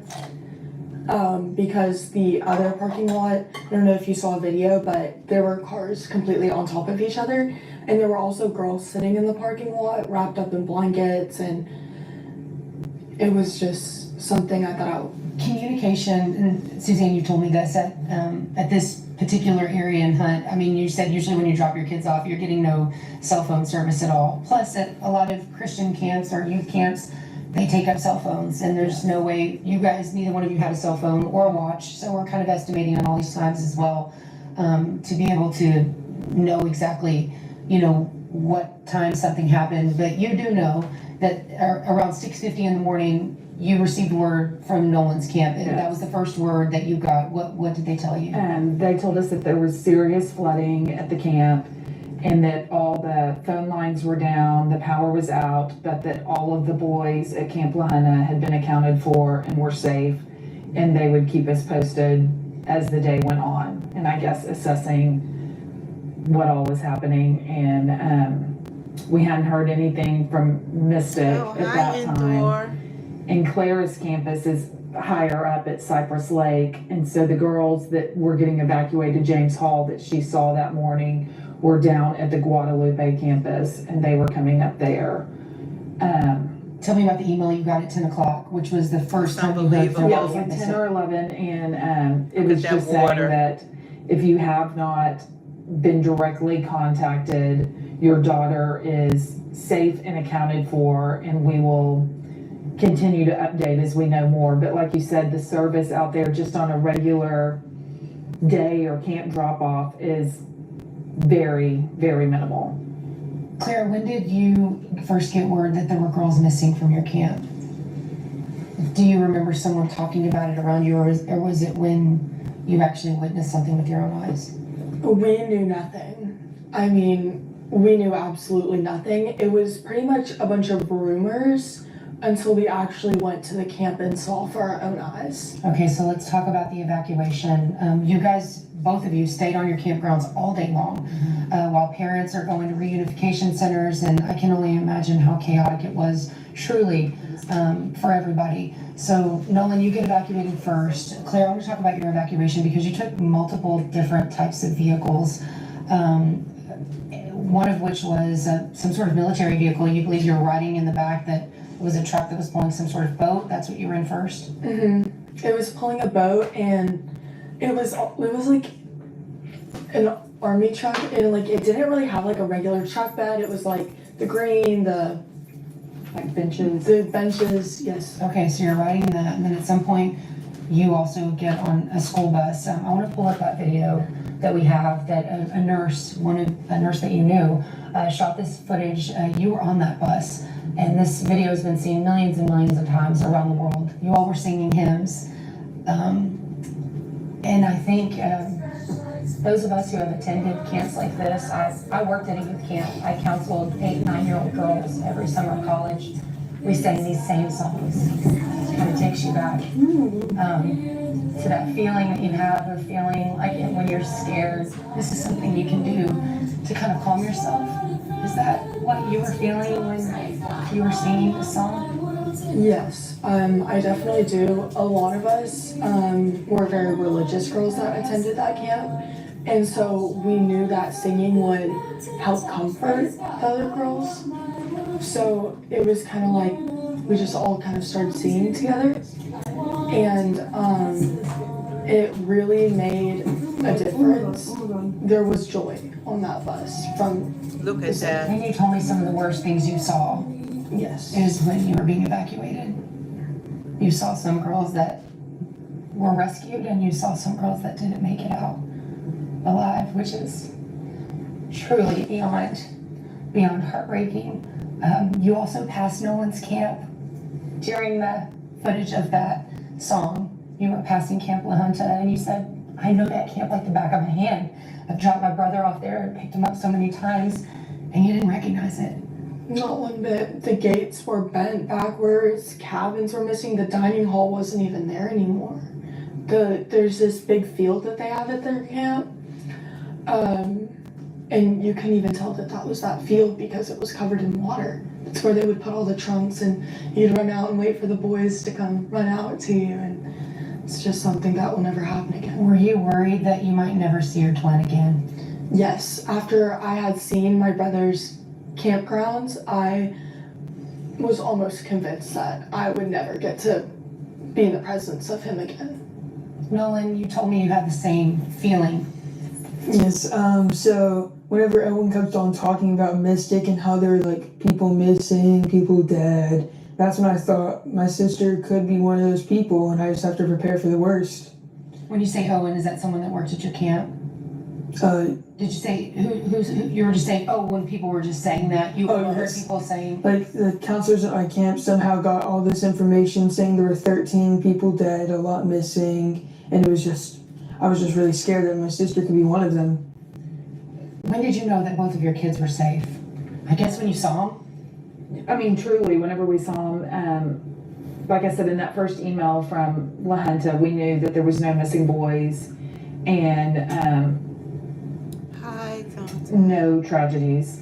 And at La Junta, and then whenever we had gotten the Mystic email and we had not been contacted directly, but I mean, still you have this feeling until you see him. And we got Nolan first at the Presbyterian Church in Kerrville, and then as soon as we got him, we headed straight to the elementary school in Ingram, where the girls were eventually going to be bused after first they went to the high school and they got checked out medically, and then they got bused over to the elementary school, and that's where we could check them out and pick them up. Clara, you told me when you arrived on the bus to the reunification center where your mom and Nolan was waiting at this point, and your father Dane, the first person that you saw when you got off the bus was my brother. And it was definitely one of the best moments of my life. But again, that day had also been one of the worst moments of my life. There were so many emotions, but that one was truly an emotion that stuck with me, because just being able to get to see him perfectly fine and alive there, after thinking of all the possibilities that could happen, really just made me feel so thankful that he was there. Your mom told me that when you all got off the bus, you had to go through several checkpoints. They had to make sure that they were positively identifying who belonged with who. You all had some mental health checks that you had to do to be released as well. And then the first person that you get an opportunity to hug is your mom. And you told me a story about how you saw your dad, but you saw Nolan at the same time, and you ran into your twins' arms. And what was that moment like for you? It was so incredibly heartwarming almost, but at the same time heartbreaking, because, and I also felt guilty.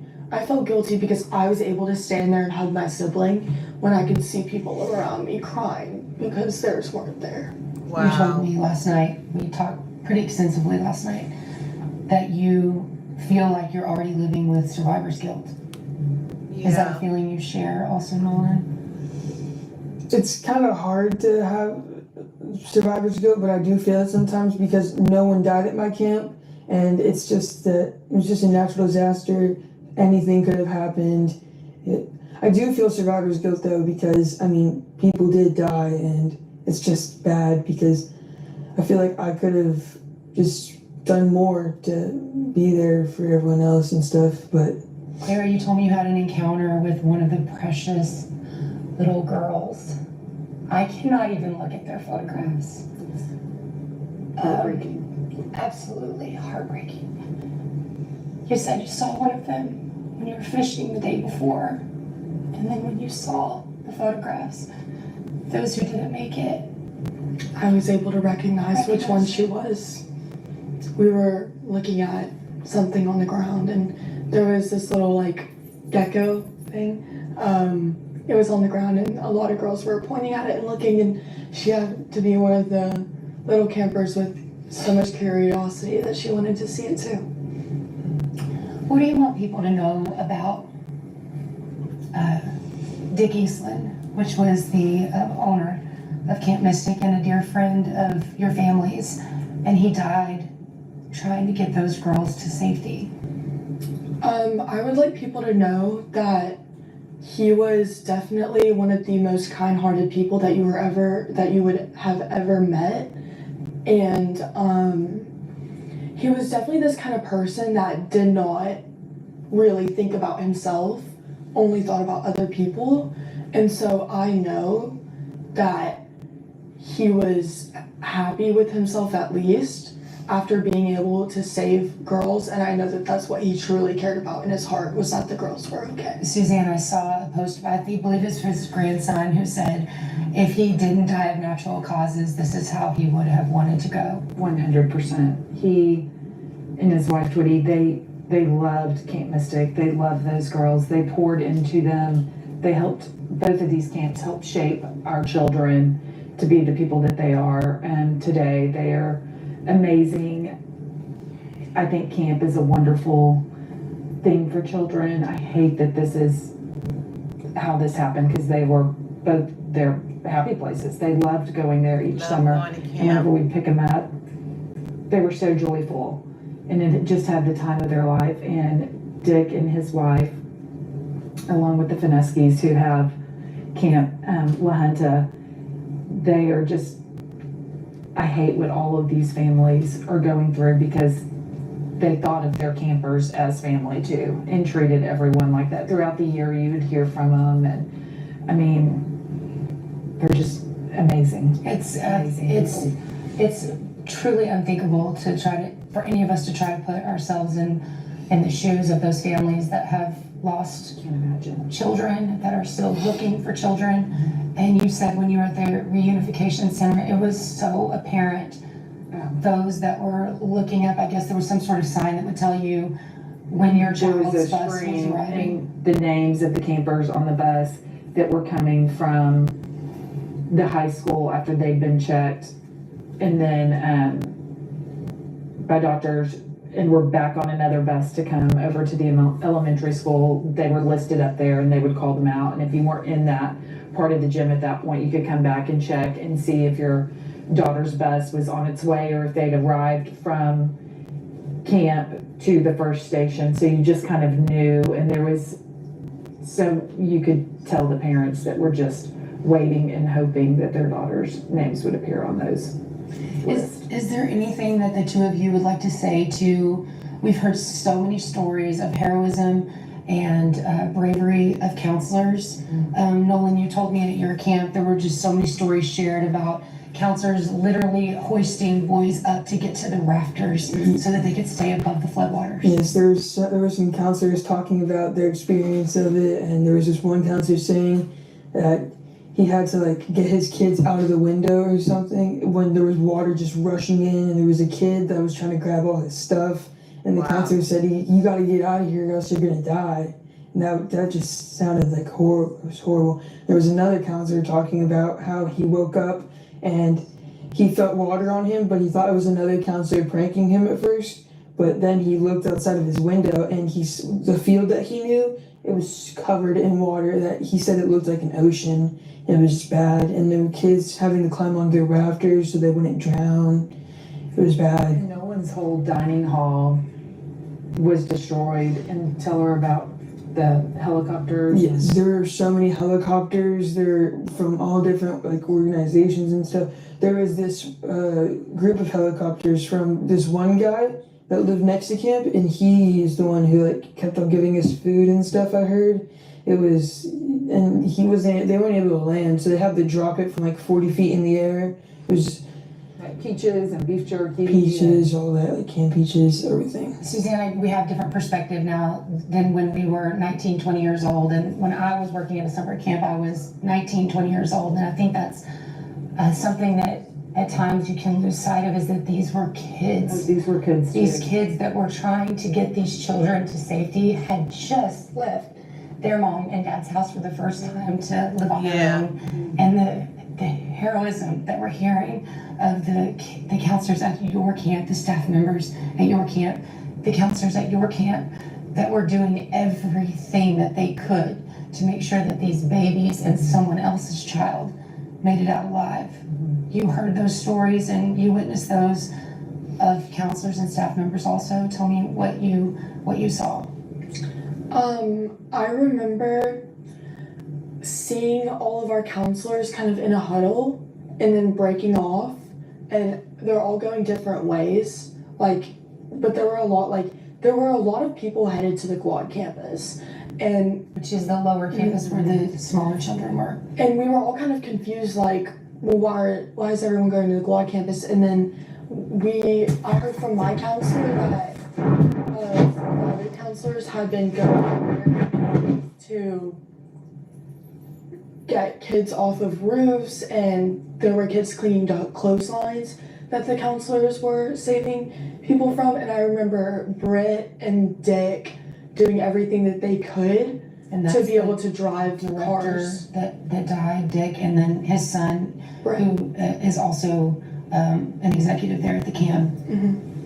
I remember they were driving there to get the campers out of the cabins, and there were a lot of campers on roofs. There were a lot of campers on mattresses trying to float on the water, stay above the water. I remember a girl in a car, on top of a car. It was really just kind of everyone was everywhere. Everyone was trying to do as much as they could. Do you remember the first responders? I do. Were they calm, helpful, just doing what they could? They were very calm. They almost brought a sense of relief from how calm they were. It really did make us feel better being able to see that there was chaos, but it was very collected and they knew what they were doing to help all the other girls. I know that this weekend you're going to make a trip back with your mom to gather your belongings at Camp Mystic, and you'll also pick up Nolan's while you're there as well. Are you anxious about being back on the campgrounds? Yes, ma'am. Why do you want to go?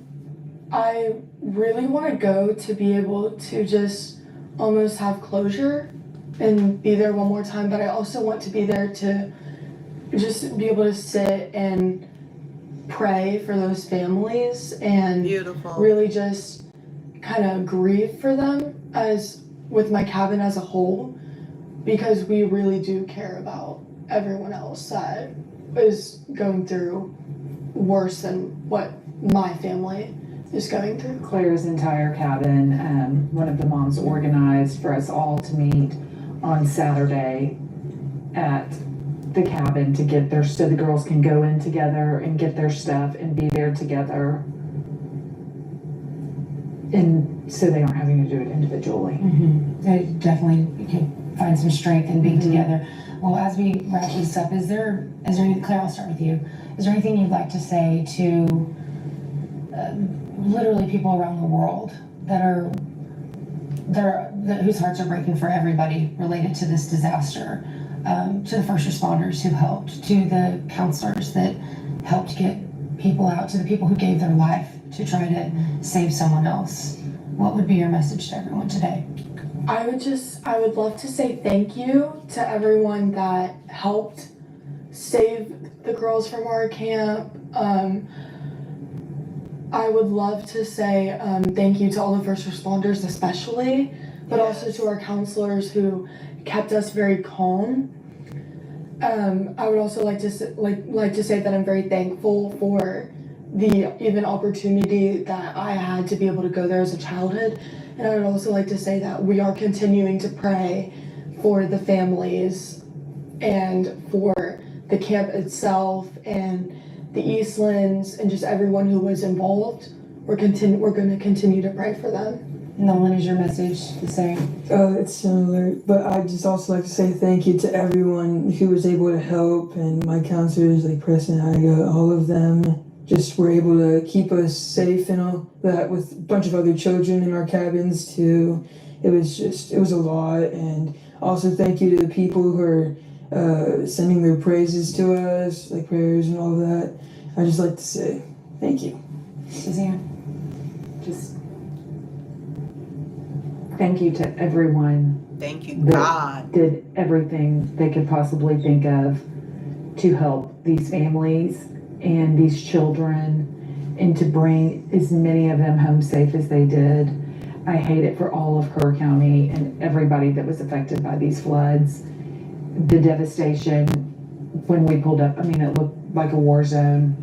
It's seeing it on TV just doesn't even come close to what we witnessed, and how fast the water was going and how high it had gotten up. It was just horrifying. I just want everybody to remember to pray for these families and these first responders, and just don't take anything for granted. Life can change in a minute, and have your loved ones tight.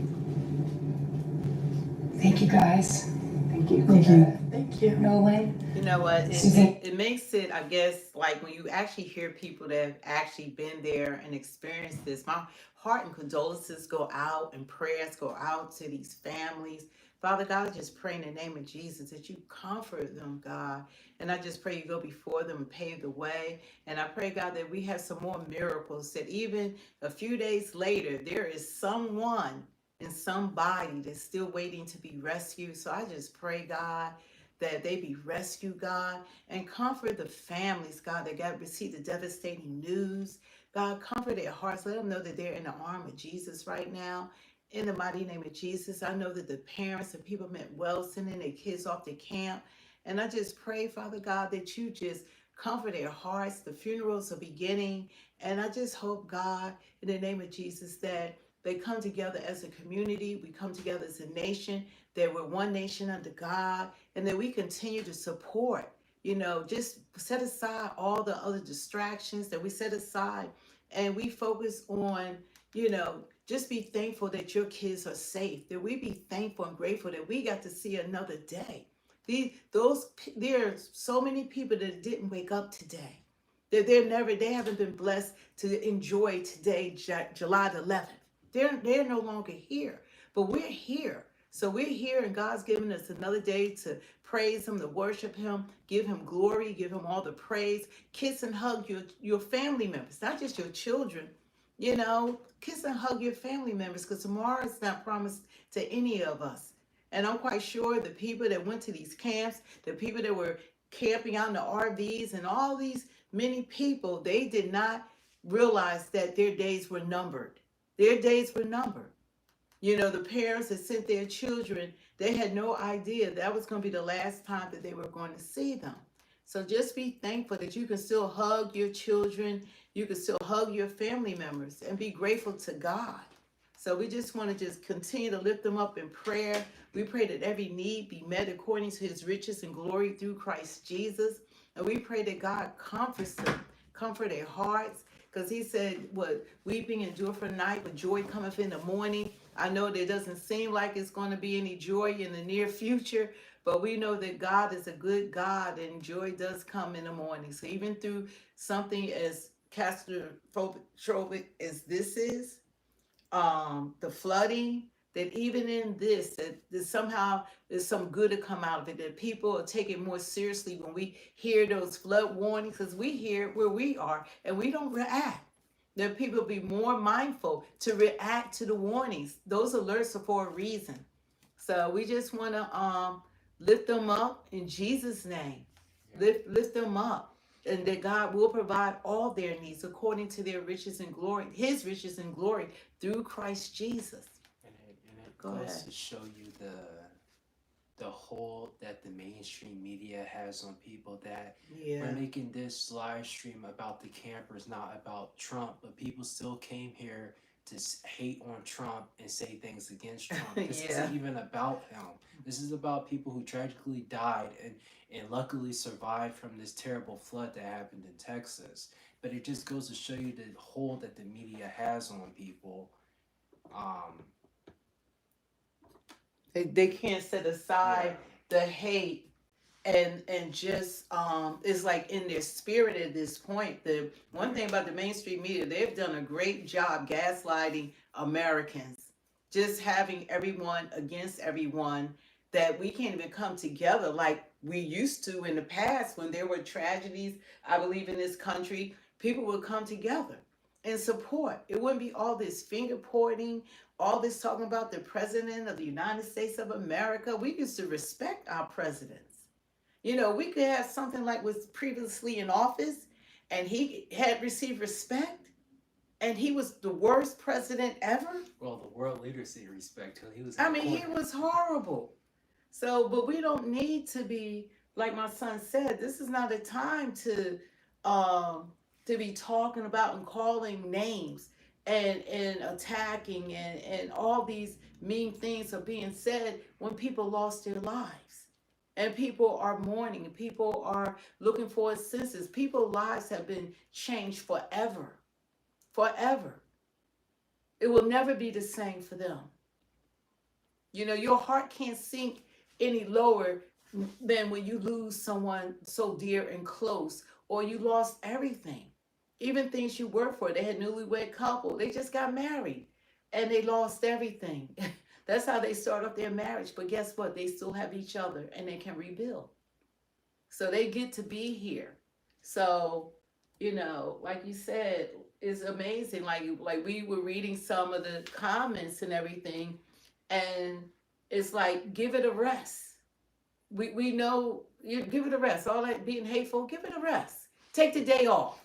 Pick it up tomorrow. Take the day off. And the thing about it too, they Huh? act like children. These are grown adults That's what I with tell you. children that are Grown- acting like this. And they grown adults acting. That's what I realized when I had my first really good job, that I was like the youngest one. There might have been 1,000 people in like weird environment I was working at, and I was so surprised to find out that like high school never ends. That the adults were acting my age. They were acting like they were young kids. They didn't act like adults, and they had children probably my age. When I started my first like really good job that I had, I was like what, like 19, 20 years old. And then I was so shocked. And that's what I see like some of the adults, and they have children that they're supposed to set the example for. And well, imagine the children and the character that your children have, because they're going to get everything from you. So if you're walking around being hateful, talking about the president, acting a certain way, all these kind of things, then your children are going to be a reflection of you. Jonathan, we can't control what you guys say. We're trying to have this be a peaceful stream. It's not up to us whether or not what you say. We're trying to have a stream that's to bring us all together, not to cause division. But if you want to cause division, and Johnny too, I've been seeing you for days, want to cause division, then that's you.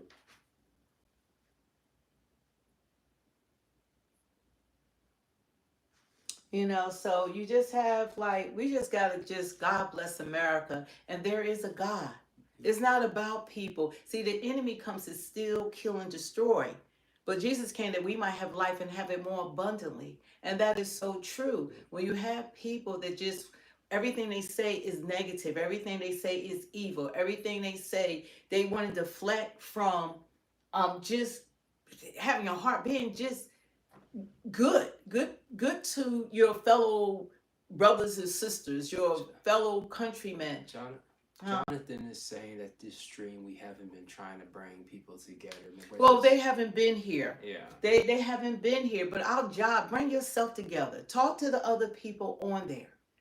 You know, you wouldn't be on here if we weren't, because there are 1,000 other streams that you can visit that can say what you want to say, but you can't satisfy everybody. No, Patricia. That will never happen. No, Patricia, Jesus Christ would have flipped at what Joe Biden did on Resurrection Day, on Easter Day of Visibility. He would have flipped at Obama allowing gay people to get married and not a man and woman just get married. He would have flipped at Kamala supporting abortion and having it at her rally. You got this backwards, Patricia. It's a funny, you know, God is holy. God is holy. God is not into sin. God is not sin. That's the devil. That's the enemy. There's heaven and there's hell. There are demons are real. Angels are real. All the spiritual realm is real. It's more real really than our physical realm. We just can't see into it. So when people walk around, you know, our whole objective is that put your faith in God. Focus on God. Don't focus on people. You got to put your focus, because people are fallible. None of us are perfect. None of us are perfect. When someone's saying something about you, you could say the same thing. You could sing 1,000 things back about them. And most of the time people have something to say, it's because they have insecurities. It's what they're going through. You know, when people can't even come together, that's why I like the stream. It's not just Republicans, Democrats, independents, non-voters. We all can come together, and it's all right to have a different of opinion, but be respectful. Be respectful to everyone that's in the chat, especially the host. You're supposed to just be respectful. Use the dictionary. Jonathan, you recite Leviticus 18:22. You know, nobody, if you don't want Jesus, you don't want to be saved, you think that you know, you heard of the lake of fire, it's real. God said every knee shall bow and every mouth shall confess that Jesus Christ is Lord. That's the honest to God truth. But Jesus came that you might have life and have it more abundantly. That's why God said in John 3:16, for God so loved the world that he gave his only begotten son, that whosoever shall believe in him shall not perish, but have everlasting life. So as long as you have breath, it's not too late for you to be saved. So if you continue your sin and you think that you're going to go into heaven and God to say, okay, no sin is acceptable. That's what the blood is for. Is the adultery, fornication, lying, stealing, same sex, LGBTQ, all of that. You have to be delivered from these things. God is holy. You're not going to enter the kingdom of heaven. That's a fact. But people are going to enter the kingdom of hell. That's a fact. He said the road is narrow to heaven, but the road is broad to going into that lake of fire. And all of us are going to stand before God. I'm telling you the truth. And we're going to have to give an account of our lives. But don't be lost and don't be so caught up in hate and what's available for you that you don't accept it. Because you're going to regret it. You're going to regret it. You know, you have some people that when the truth, the truth hurts. They don't want, that's why they attack with no substance. They attack because they have nothing to stand on. But you can't argue with God. You can't argue with the Bible. You can't argue with the word of God. You know that God is real, that he exists. When you woke up today, that breath that you have, man didn't create breath for you. He certainly didn't create the oceans, the seas, the stars, the trees, how everything worked together. He didn't do that. Man is right now trying to develop his own human, telling people that they can be what they weren't assigned to at birth. Man can't recreate. Man didn't do any of this. This was all God. It was all God. Read the Bible for yourself. Start with Genesis. In the beginning, God created the heavens and the earth. Start from the beginning. And then skip to Revelations, because Revelation is going to tell you how all this is going to end. How Jesus is going to come back, how the rapture, all that's going to take place. That the Bible is the word of God. So, and that's what we're doing our work as believers. He said in Matthew 28:19, what is it? You're supposed to tell everybody the word till all have heard. So our part is telling all of you that he's real till all have heard. I really got to learn that scripture. But we're supposed to go out about the world till all have heard. When everybody's heard the word of God, that's when Jesus is coming back. So just be thankful that you got another day to give God honor, to give him praise, and just thank God that you haven't been through what they are going through in Kerrville, Texas. What they're going through there and what the families are going through. But one thing you can do, you can set aside our differences. You could take the day off, give it a time out. All your negativity, all your attacks, and all your, want to just fight everything people say. Take the day off and think about someone other than yourself. Johnny, I could have guessed you were an atheist, dude. It's not surprising. You got to pray for you. God said, pray for those who persecute you, say all manner of things against you. You got to lift people up in prayer. Whoever hurt you or whatever you've been through, you have a history of things that happened to you.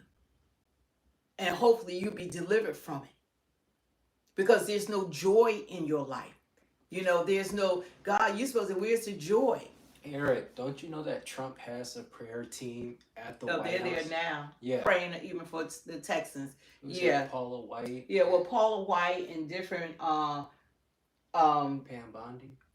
So. No, but it's different people. Yeah. But he has a whole prayer group that he wants to be at the White House because he needs God, and it's great to have a leader that knows that things are bigger than him. And God we need our president to want wisdom and have discernment to know what to do, but follow the lead of God. They want to listen to God. See, the Democrat Party wants you all to be atheists. They want you all to be gay. They want you all to be for people that are from this country, that are here illegally.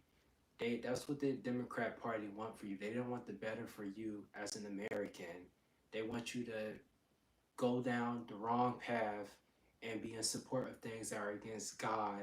Everything they have really turned, you're right, they're really going down the path of everything against God. Like sin doesn't exist any longer. It's like wrong is right and right is wrong. When you're talking about what's wrong, they're fighting you tooth and nail, all the wrong. They want everybody to go along with it. Yeah. Everything that goes against the word of God, they want you to jump on board and go along with it. And when you talk against what's wrong, then they try to say, oh, you're being hateful or you're being mean, when you're just speaking the truth. Facts. It's a difference, but they try to deflect and they try to twist it and turn it to something else when you have a right to believe and feel. You have a right to believe and feel what you believe and feel, but so do we. So do everyone else. But they don't want people to go, they want everybody to go along with what they say. And if you don't, then they're angry or they have a problem with it. And that's crazy. Jonathan, I mean, you're being pretty biased there. This is the truth because this is from the Word of God. Argue with God. Yeah. Tell God all about it. Don't tell us. And we are trying to bring people together to get to heaven with God.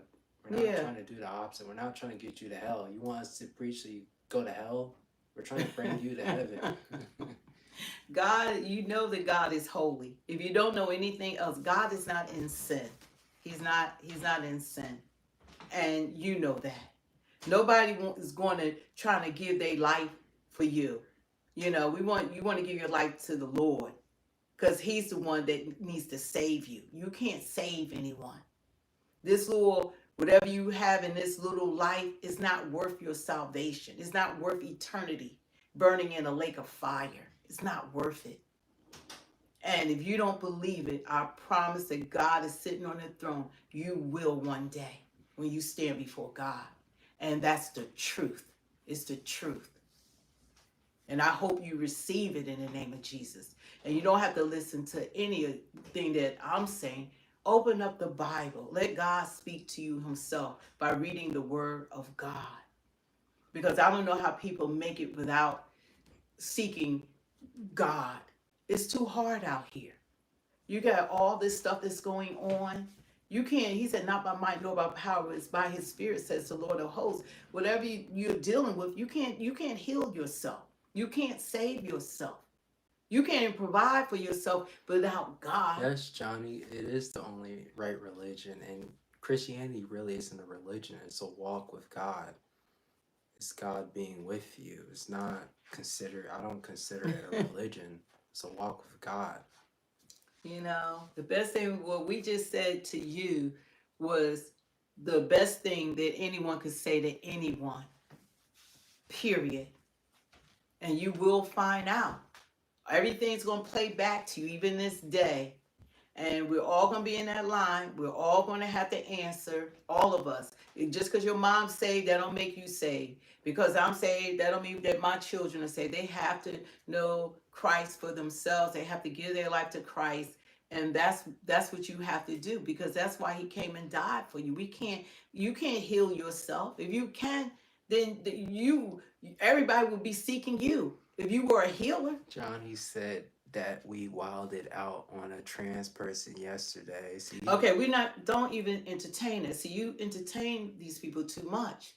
You know, that's not our topic. Our topic is about salvation, and it's about the Texas floods, the devastating floods, and the recovery, and the people needing prayer, and what the President of the United States, what his enactment and what his administration is doing for these people. They're still missing people. They're missing children. Yeah, we have love. That's what it's about. Whatever you, as an adult, whatever you want to be, that's your God-given right. God does not make us serve him. He doesn't make us love him. He allow us to be as perverted, as senseless, as wicked, as evil, whatever. He allow us to be whatever. That's your choice. That's your choice. But there's no life there. That's not life. That's misery. That's horrible. That's not having a good life that he came. You know, you can't serve two masters. So either you're going to serve God or you're going to serve the devil. There's no in between. We choose God. Who do you choose? See, when they do this, they think that stuff sounds cute and is okay and all that, but you're going to regret it. Your decisions, you're going to regret it. Trump, Trump, Trump.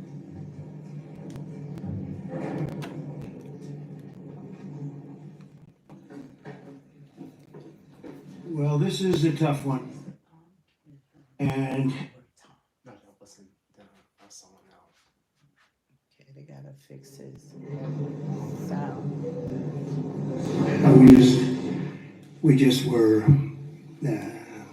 making a little tour of the area. It's hard to believe the devastation. Trees that are 100 years old just ripped out of the ground. I've never seen anything like it. I've seen a lot of bad ones. I've gone to a lot of hurricanes, a lot of tornadoes. I've never seen anything like this. This is a bad one. We just visited with incredible families that, look, they've been devastated. They lost their child or two children, and just hard to believe what, I've never seen anything like it. A little narrow river that becomes a monster, and that's what happened. But the First Lady and I are here in Texas to express the love and support and the anguish of our entire nation in the aftermath of this really horrific and deadly flood. Nobody has any idea how and why a thing like this could happen. And by the way, I have to tell you, the people here, first responders, the sheriff's office, all of the police, law enforcement, they've done an unbelievable job. And in speaking to the parents, they said everybody has been so professional, from the governor to the senators, all the way down to the local people on the site, that really are a little bit used to this. They've been looking at this for years, but in much smaller doses, and much smaller doses. 12 years ago, and then 1932, they had a real bad one, but that bad one was half of what this was. But I was speaking to some of the great people in the town, and they said, no, every year we get a little bit, but it was like a little bit of a flood, right? I'm so happy that President Trump is there now, that he is talking and meeting with the people.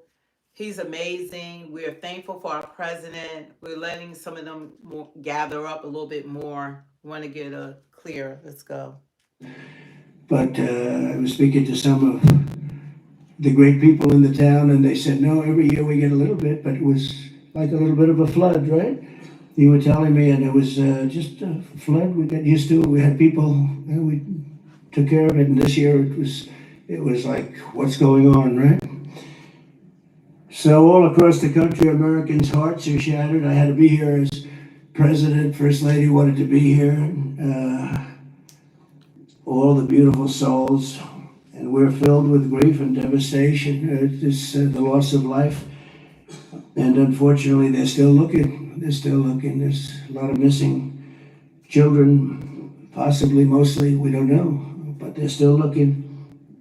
And they'll find everybody, but it's not an easy thing. You would think it would be easy. It's very tough. I looked at what they're going through, what they have to do, but dozens and dozens of precious children taken from us with such, I looked at the pictures of almost all of them, and it's terrible. Following a torrential downpour, the worst that anyone's ever seen, Guadalupe River rose 26 feet in less than 45 minutes, and I've even heard it went well over 30 feet. There's one story that one person said it had to be 60 feet at one moment. This is like a giant wave in the Pacific Ocean that the best surfers in the world would be afraid to surf. And it unleashed a catastrophic flooding as most residents were asleep in their beds. A very dark evening. The waters claimed at least 135, 140 lives. They're getting that count, but the count that they don't have is how many are still missing. There's a lot of lives, a lot of young angels. At the Girls Christian Summer Camp, known as Camp Mystic, a legendary camp, a camp that people would want to go to from all over the country. People, parents, they come and they would stay with their children. They'd stay in other cabins just to be with their children, but a legendary place. They were there because they loved God, and as we grieve this unthinkable tragedy, we take comfort in the knowledge that God has welcomed those little beautiful girls into his comforting arms in heaven. And we believe that, have to believe that, and we do. And we lost some wonderful people beyond the little girls. We lost some very brave men and women that tried to save the girls. As our nation, we mourn for every single life that was swept away in the flood, and we pray for the families that are left behind. It's amazing the incredible spirit from those families. I don't know. I don't even know how they do it. But moments ago, Melania and I spent a lot of time with them. That's why we're a little late. I think this was a good reason to be late, frankly. And we just gave our warmest condolences. But you say to yourself, you know, how do you give condolences? How do you do that to a young person that 3 days ago was here, 4 days ago was here and vibrant, and now is no longer here? The search for the missing continues. The people that are doing it are unbelievable people. That you couldn't get better people than this anywhere, Christy, right? Anywhere in the world you couldn't get better people. And they're doing the job like I don't think anybody else could, frankly. And I want to thank them. I want to thank all of these great first responders who raced into very grave danger. We have some people that were incredible. The single Coast Guard rescue crew saved an incredible 169 children at Camp Mystic, 169. And the camp staff was also incredibly courageous. Are those Coast Guard people around here someplace? Because I hear some incredible people. And I actually, Scott Ruskin, is he around? Where's Scott? He's not here right now, sir, So- but he will be here later, and I will be. Okay, well, you let him presenting know. with some- And John Dunn, the owner of the Hunt Store, was a flood. Where are you? Okay, good. We spoke a little while ago, and it sort of, John was telling me some stories about that store, and it was just really amazing. Yes, Mr. President. First, let me correct. I'm was owner of the store from 2013 till April of last year, where I actually sold the store to Haley and BB Lehrman, who are excellent operators, and they're on the ground right now in Hunt, leading the effort there together with the fire department, the churches, the schools, what have you, and they're doing a phenomenal job. Good job. My role in it is seller finance the deal, and You're gonna bring it back? I'm absolutely gonna bring it back. And the walls are up, the two walls are up, and you Look, there's belief out there that it was a total loss. It's not. Gentleman by the name of Larry Graham put up some incredible walls in 1973, and he's a great engineer, and those walls are still standing. Save the walls. Save the walls. Okay. And the goal is, and I think we can get it done between Haley, BB, myself, and some outside help that we're going to be getting. I think we're going to get it reopened very quickly. Good. I think it's important to get it open quickly, because once we do, the community can get back to a sense of normalcy. I think it'll be good for the community. I think it'll accelerate the recovery process. There's a lot that has to be done, but I'm impressed and very pleased with the resources that I think are going to become available through the conversations with Chip Roy, Governor Abbott's office, and others, that we will get it done quickly. Yes, sir. Thanks, John. Good luck with it. Okay, I'm sure you will. The search for the missing is continuing, as you know, and today I especially want to thank all of these incredible people from the Coast Guard, and you'll give my regards in particular to some of the people we mentioned. Every American should be inspired by what's taken place during this short period of time, and I want to thank Governor Abbott. He's an amazing guy. We come very, very close politically and personally, and we've had a tremendous relationship with Texas. I guess Texas brought us together. We were together fine, but now we're together a lot more. And I want to thank Cecilia, your great wife, who's been our friend for a long time. The job you do is really incredible in so many different ways, including with the border and every different way. Admired by everybody. Secretaries, Christino, Brooke Rollins, Scott Turner, and Administrator Kelly Loeffler, they all wanted to be here. Some of them hopped on the plane with me. Senators John Cornyn and Ted Cruz, you're here among us. And thank you very much. Our great Lieutenant Governor, I see you sitting there. I don't know if they even have your name down, but when I'm here, your name is down, right? He's doing a good job, always did. Always did. Also, numerous members of Congress, including Chip Roy from the district. This is Chip's district. I had a lot of time last week we spent with Chip Roy getting that great big beautiful bill passed, and who would have thought and he's not easy, but he's good. Where is he? Where's Chip? Who would have thought this was going to happen? And he called because we had a big ceremony set up, and he said, we have a little bit of a flood here, and I think it's going to be a little bit, I better stay here, I better not come back and go to it. And he wanted to be there. He was a part of it, a big part of it. And then he called again, and he said, this is bad. And then it got really bad, far beyond your worst, wildest imagination, right? So thank you very much, Chip. I appreciate it. And Brian Babin also is, I don't know if Brian's here. But we do have, and I have to just give some of the names because it's very unusual. Nathaniel Moran, Dan Crenshaw, all of these people wanted to be here. Keith Self, Jake Elzey, August Pfluger, Craig Goldman, Ronnie Jackson. Where are you people? Are you here? You're all here? Where's Ronnie Jackson? Ronnie Jackson, what a person. Every one of these people is so incredible. Randy Weber, Pete Sessions, Tony Gonzalez. Well, we have everybody. Beth Van Dyne. Hi, Beth. Hi, Beth. Roger Williams, Brandon Gill. Hi, Roger. Brandon, you're here? Yes, thanks, Brandon. Doing a good job, Brandon.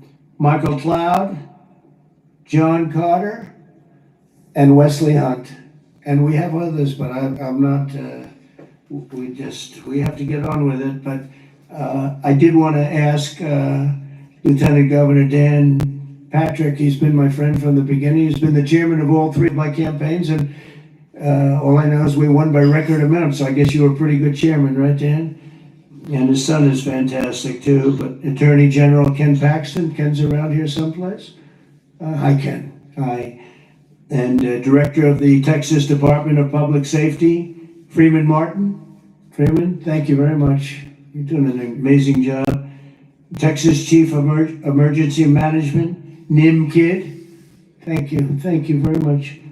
Thank you for greeting us, too. Major General Thomas Seltzer of the Texas Military Department. Thomas, great job. Thank you. Really good job.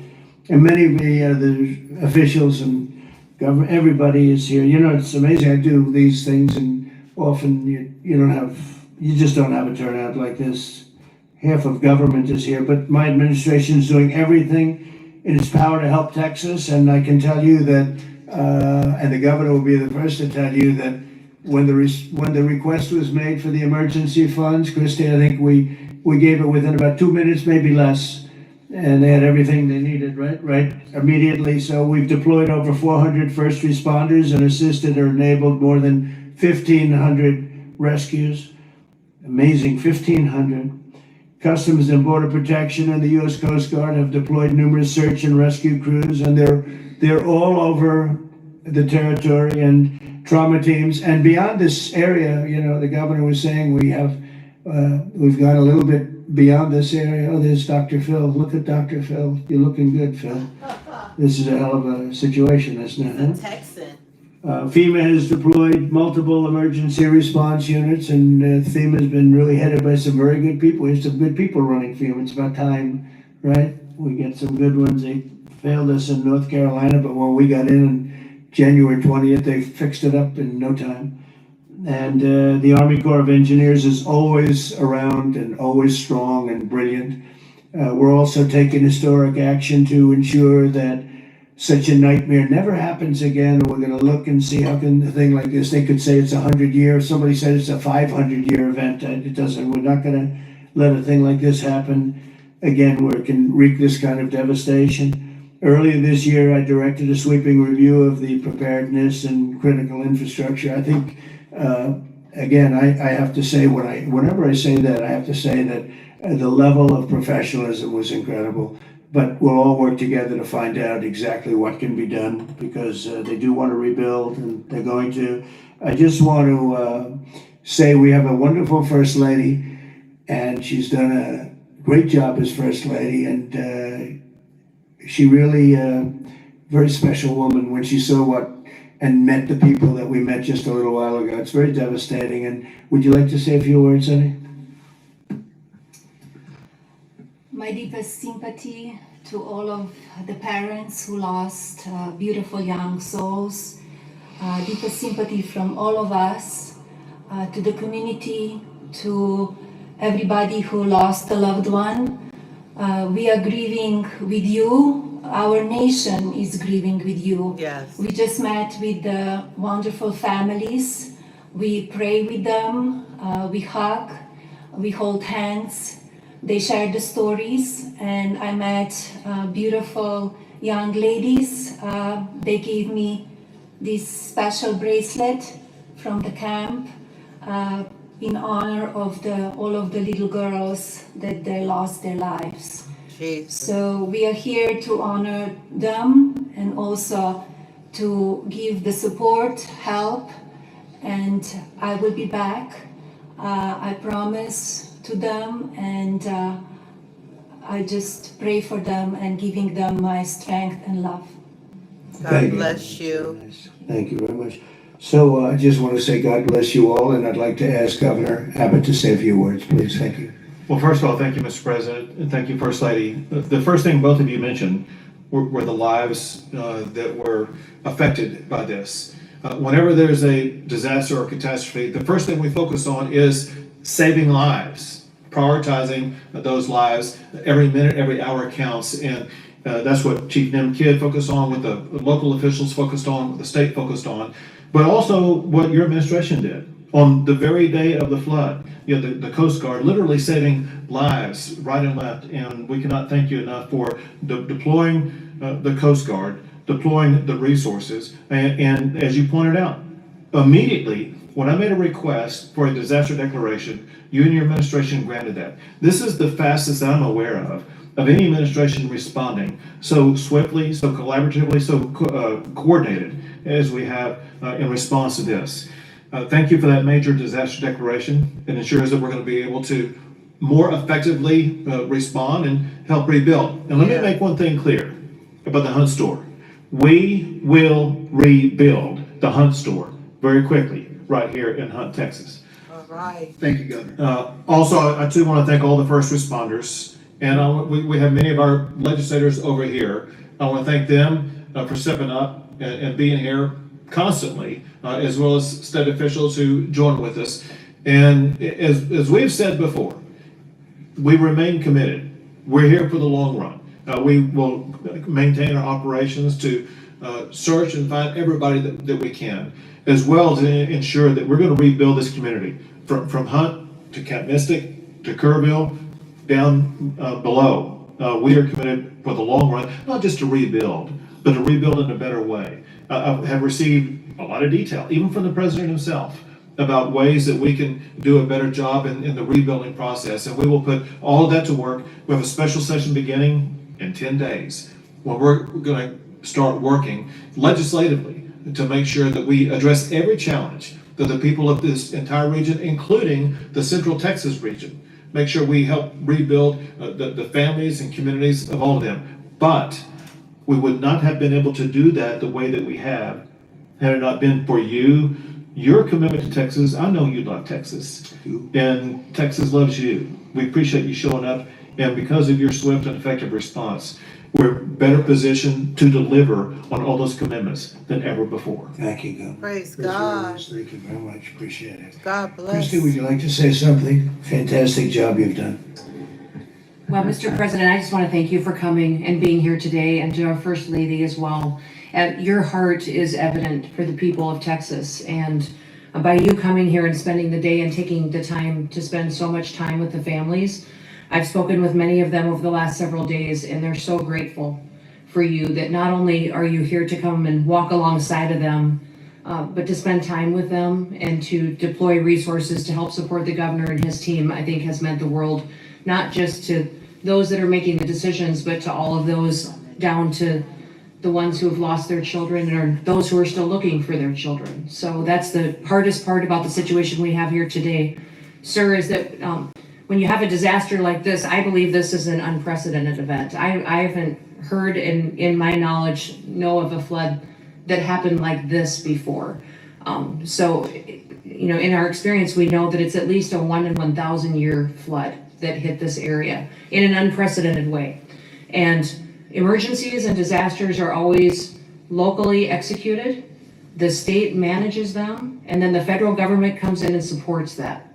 What we are doing here, sir, is empowering the state and the local officials to make the best decisions for their people, because they know their people, they know their community, and when they ask, then we come in and support them. So thank you for being a president who trusts people, who lets them use the responsibility that they have to make the best decisions for their families, for their communities, and we come in and we support them in that. So I can't thank you for helping us making such quick decisions for Nim and his team, and the governor is absolutely fantastic. Every time I picked up the phone and was here, the lieutenant governor was available, the entire team, the Coast Guard and the Border Patrol were absolute amazing resources on the ground immediately, and we've had over 700 different FEMA employees and volunteers here as well that are engaged, and so all of your assets that you have as a federal government are deployed to help this community restore, but also to heal. I would just ask everybody in the room to remember to love on each other too, and to tell stories and memories, and that's how the greatest fear when you lose someone in your life is that people will forget them. So tell the stories that you knew and write them down and remember them, because nobody wants their loved one that they don't have anymore to ever be forgotten. Thanks, Christy. Appreciate it. Nim, would you say a few words, please? Thank you, Fantastic job working with Christy and everybody else. Thank you. Go Yes, ahead. thank you both for being here. Our hearts are broken, but they fuel the engine that drives this response for this community. These local first responders are the best in the nation. They put their lives on the line. Our volunteer firefighters that were out there putting their lives on the line, knowing that their homes were at risk. You have the best in the nation right here at the local level. Governor Abbott declared 21 Texas counties for this weather event under a state of disaster declaration. Your immediate declaration for individual assistance and public assistance will help us rebuild and recover. We've had over 2,200 state agency response personnel assisting our local government partners. But Mr. President, here's a staggering number. Over 12,300 volunteers have shown up here out of love to support this community. Just imagine, working 10 hours a day, 7 days into this event right now, that's over 861,000 hours of volunteer support right here. 19 other states have sent resources to us. Secretary Noem, thank you for the coordination and the effort on that. Your team has been phenomenal. We will continue the search nonstop. We will continue debris removal, and we will help this community rebuild. We're ready, sir. Thank you for a really great job you've done, and the coordination's been incredible with us and everybody else. Thank you very much. Yes. Dr. Phil, I see you sitting there, and this might be a time for you to give us some of your words of wisdom, if you would. Thank you. Well, thank you. I've talked to families and survivors, parents and grandparents, and the truth is, we know psychologically that the number one stressor that we can experience in life is the loss of a child. And the worst situation that we can experience that is when it's sudden and when it's violent. That's the worst thing that can happen stress-wise in life. And it's people say, well, you get over it in time. You will. The truth is, you never get over it. You get through it.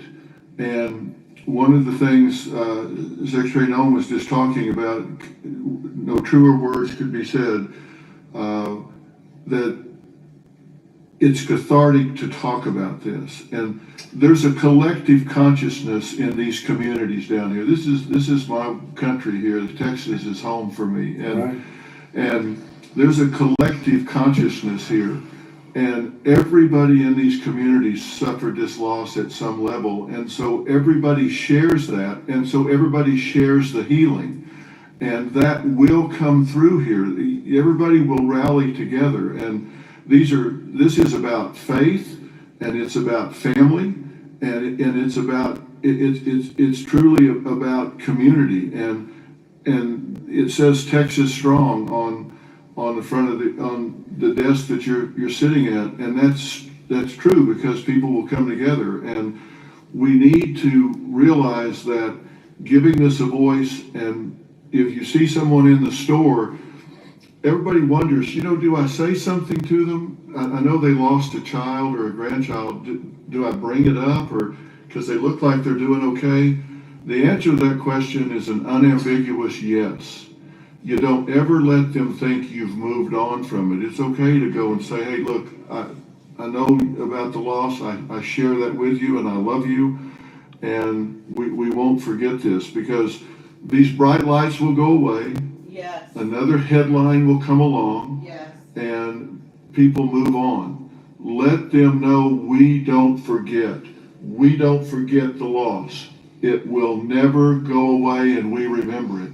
And these first responders down here, men and women that were diving into those waters. I've talked to a woman whose husband was standing on the bank of the river yelling to a father, throw me your baby, throw me your baby, let me help you. Mr. President, there is a depth of root and caring here like you just can't believe until you see it. And everybody here knows that. And it's so inspiring for you and the First Lady to come here and share this and see the fiber of these communities. That's why they rally around you and everything that you stand for here, from the border to the disasters. And it's not just a photo op for you to be here. People see your heart and believe in what you stand for. And God bless you for coming here and doing this. It means a lot. God bless you. Thank you. That was really beautiful. I'm glad I asked him to say a few words, Dan. Do you want to say a couple of words, Dan? Please, Lieutenant Governor. We spoke the morning immediately. You and I talked the very next morning, and he was right there. First of all, Mr. President, First Lady, a long time ago I asked a pastor when I was going to see a person in the hospital who didn't have long to live, and I said, what do I say? And they said, don't worry about what you say, just be there. So you and Madam First Lady, the two of you being here, sends a message, it paints a picture that words can't express, and it gives them hope. And the people of this community have become a family. I didn't know the mayor last week. I wish I didn't know him today under these circumstances. But we've become a family around this room, and it starts with you at the top, down to the governor, down to the statewides, down to the secretary. Christy Noem coming in, she called Saturday morning and said, the president wants me to be there today. And she came. And so that message is so important. Two things will get us through: our faith. So the people along this river are not standing on the rock of the bank of the river. They're standing on the rock of their faith. And that will get them through the struggles that you talk about. But you and the federal government will help us get through everything, all the debris that has to be taken, all the rebuilding. And I know we can count on you. So from the bottom of my heart, on behalf of all these families, thank you for being here. You just can't measure how much it means to them. Thank you very much, Dan. Great job. Appreciate it. Do you want to take a couple of questions, Governor? Would you want to do that? Do you want to? Sure. Is the press going to be respectful of this event, this horrible event, this horrible tragedy? Please, yes. Go ahead, please.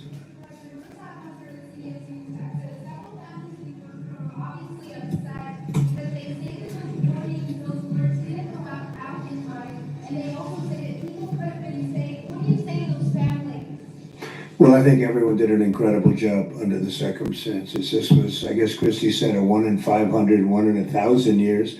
And I just have admiration for the job that everybody did. There was just admiration. The only a bad person would ask a question like that, to be honest with you. I don't know who you are, but only a very evil person would ask a question like that. I think this has been heroism. This has been incredible, really, the job you've all done. It's easy to sit back and say, oh, what could have happened here or there, you know. Maybe we could have done something differently. This was a thing that has never happened before. And nobody's ever seen anything. I've never seen anything like this. I've gone to some real bad ones. I've never seen anything like this. So I admire you, and I consider you heroes and heroine. And I think you've done an amazing job. Brian, go ahead, please. If I could ask you, who was the first person to contact you to notify you that this tragedy was unfolding?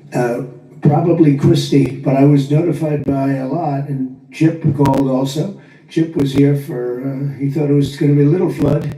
He was going to miss the signing for the big, beautiful bill, and he called to apologize. He said he's going to be delayed because of a little flood, and the little flood turned out to be the biggest flood anyone's ever seen. So Chip, but Christy called right away. She was there. I looked the next morning. She was right there on the ball. So I just want to say, as a native Texan, I've received hundreds of messages. I told you that the other day, but I'm going to tell our representatives that are here in the crowd today, thank you for your response.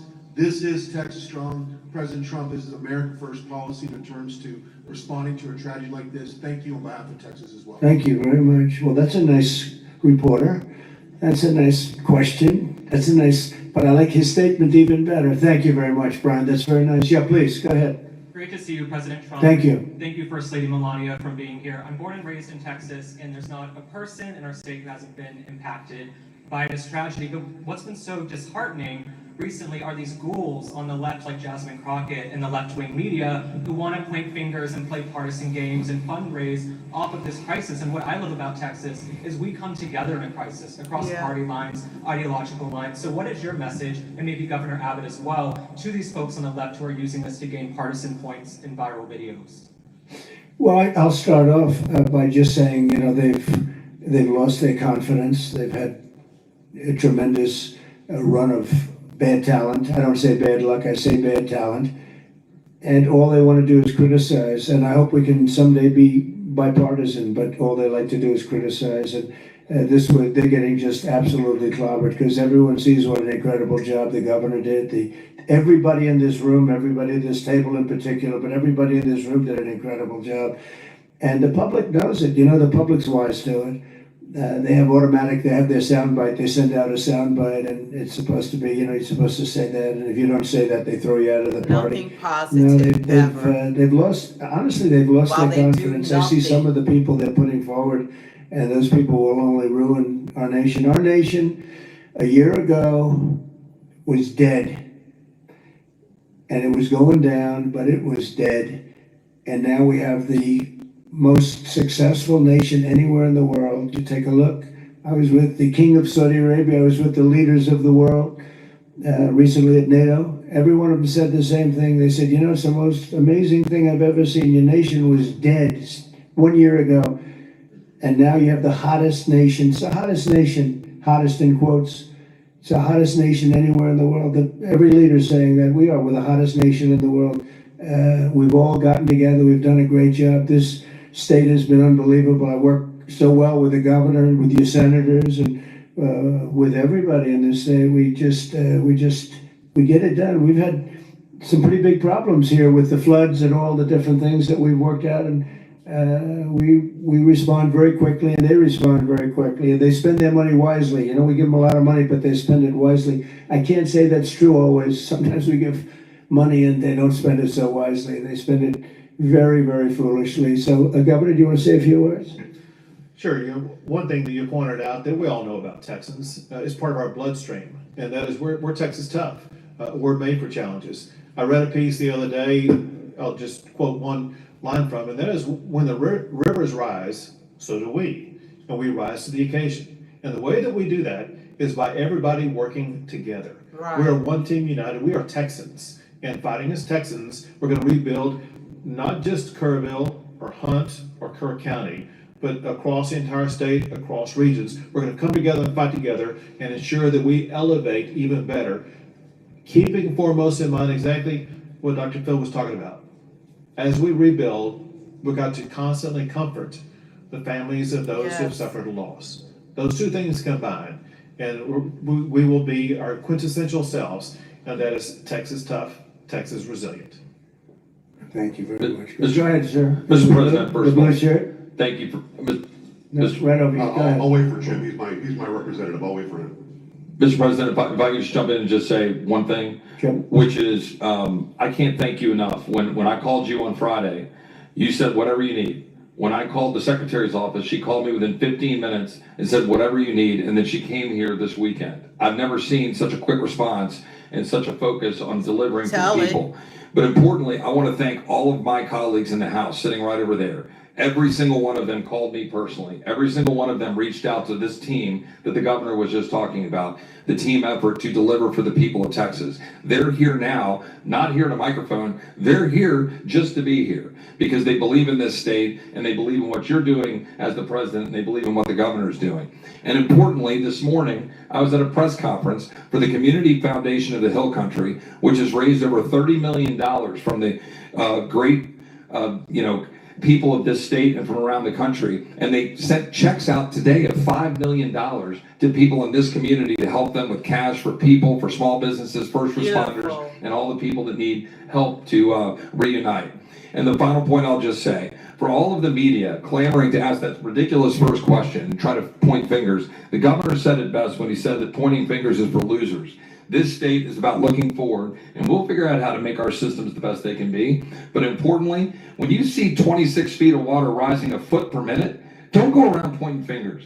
The people in this community rallied around to help people, and that's the enduring image. Those little girls from Camp Mystic who were singing hymns as they watched the damage as they left that camp coming out of there. And that's who the people of Texas are. And I thank you, Mr. President. Thank you very much. And two words, unity and competence. If you were to ask me two words that I've seen here, one is unity. The unity has been unbelievable. And then the competence of the Coast Guard and some of the people within the Coast Guard that saved a lot of lives. They went out and they saved a lot of lives. But there were others other than the Coast Guard. But I would say competence and unity.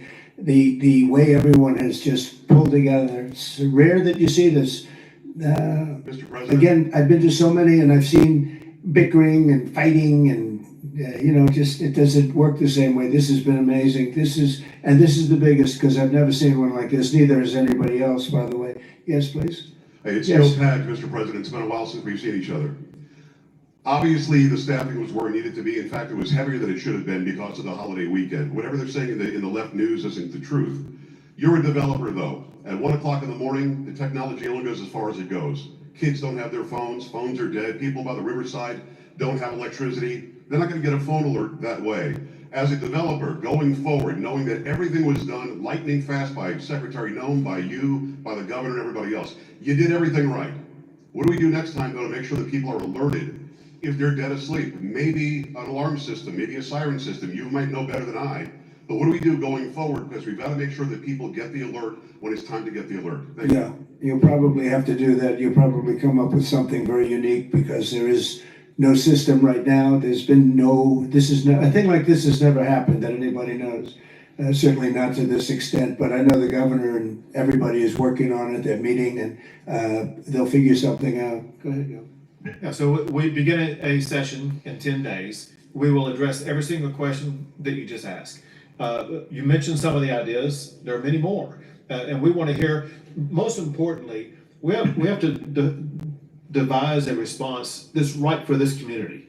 And this community has to weigh in, and they need time to be able to convey that to us. But we're gonna work on alerts. We're gonna work on every single solution to make sure things like this don't happen again, not just in this community, but in other river basins across the state also. So we will work to get it right, and we've jotted down, Joe, every idea that you just mentioned. Ted Cruz, go ahead, please, Ted. Well, Mr. President, I want to say thank you for being here. First Lady, thank you for being here. Where we are right now, the Hill Country, is a very special part of the state. It is universally considered the most beautiful part of the state. You've got rolling hills, you've got these incredible, peaceful, wonderful rivers. The Guadalupe River, just about all of us have been swimming in that river, floating in that river. And one of the things that's really special about Kerr County is there are 40 summer camps here. This is a place where all across Texas our kids go. The governor's daughter came every year to camp here. Both of you know our girls really well. Heidi, the week before this flood, was here in Hunt picking up our daughter Catherine from camp. And Camp Mystic, that faced such devastating loss, is an institution in this state. It's 100 years old. It was founded in 1926. And I'll tell you, in Texas, it's not just here that the hurt is felt. It's every part of the state. Houston, Dallas, San Antonio, Austin, West Texas, East Texas. Texans have gone, and what's amazing is you see at the closing ceremonies of these camps, you see multiple generations. You'll see grandmothers and moms and little girls who have all gone to the same camp. And the pain that the state is feeling. On Monday, I went and walked through Camp Mystic. In the center of the camp is a cabin called the Bubble Inn, where the littlest girls were staying. And in front of the Bubble Inn are right now 17 small white crosses in the ground. And each cross has the name of another little girl who lost her life.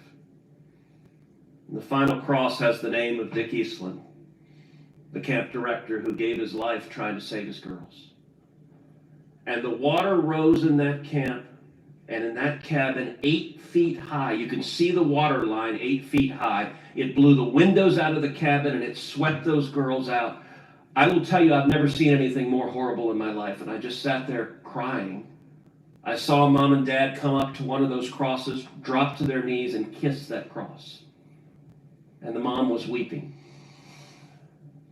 I also want to tell you, and you said this, you talked about unity. The way this community, the way the state is coming together is incredible. There are stories of heroism. I met a mom and dad who had a 14-year-old boy at Camp La Junta, a boys' camp. Their 14-year-old son was awakened at 3 in the morning. The water was rising. The counselor said, let's go save the little boys. And they went down to the 7, 8, 9-year-old boys and pulled them out of their camps through the crashing water. And this mom and dad were crying. Now their son survived. And I said, look, your son will always have this trauma. You will always have this trauma. But at the same time, your son will always know when he was 14 years old that there are little boys and one day there are men who are alive because he had the courage as a 14-year-old to risk his life to save them. And so we are grateful you're here. And I will say something Chip referenced is very true. There's a video of a school bus full of campers from Mystic after this crisis, riding past the devastation, and they are singing Christian hymns. And I promise you there's not a person here who can watch that video and not weep. Tears of sorrow, but also tears of joy. So we are grateful for the response, Governor, the first responders, everyone who's come together, and to all the moms and dads, just know we love you. The agony, my street at home, every house has a green ribbon around it for the girls at Mystic. And that's true in a lot of streets all throughout Texas. And we will come through this one way or the other. I'll tell you, the Hunt store right now, the sign says Hunt store, except today it doesn't. It says Hunt Strong. They redid the sign. That's the spirit of who we are. Thank you, Ted, very much. Well, yes, please. I wanted to respond just to something that Joe Pag said, the governor. The speaker and I announced yesterday that we will begin our hearings in 2 weeks, but in 3 weeks, we're going to have a hearing in this room so that the residents and the people in this area don't have to come to Austin. We're going to come to them, and we'll stay here as long as it takes to hear their stories and their needs and their wants. So we're going to be here in 3 weeks in this room. Good, Dan. Very good.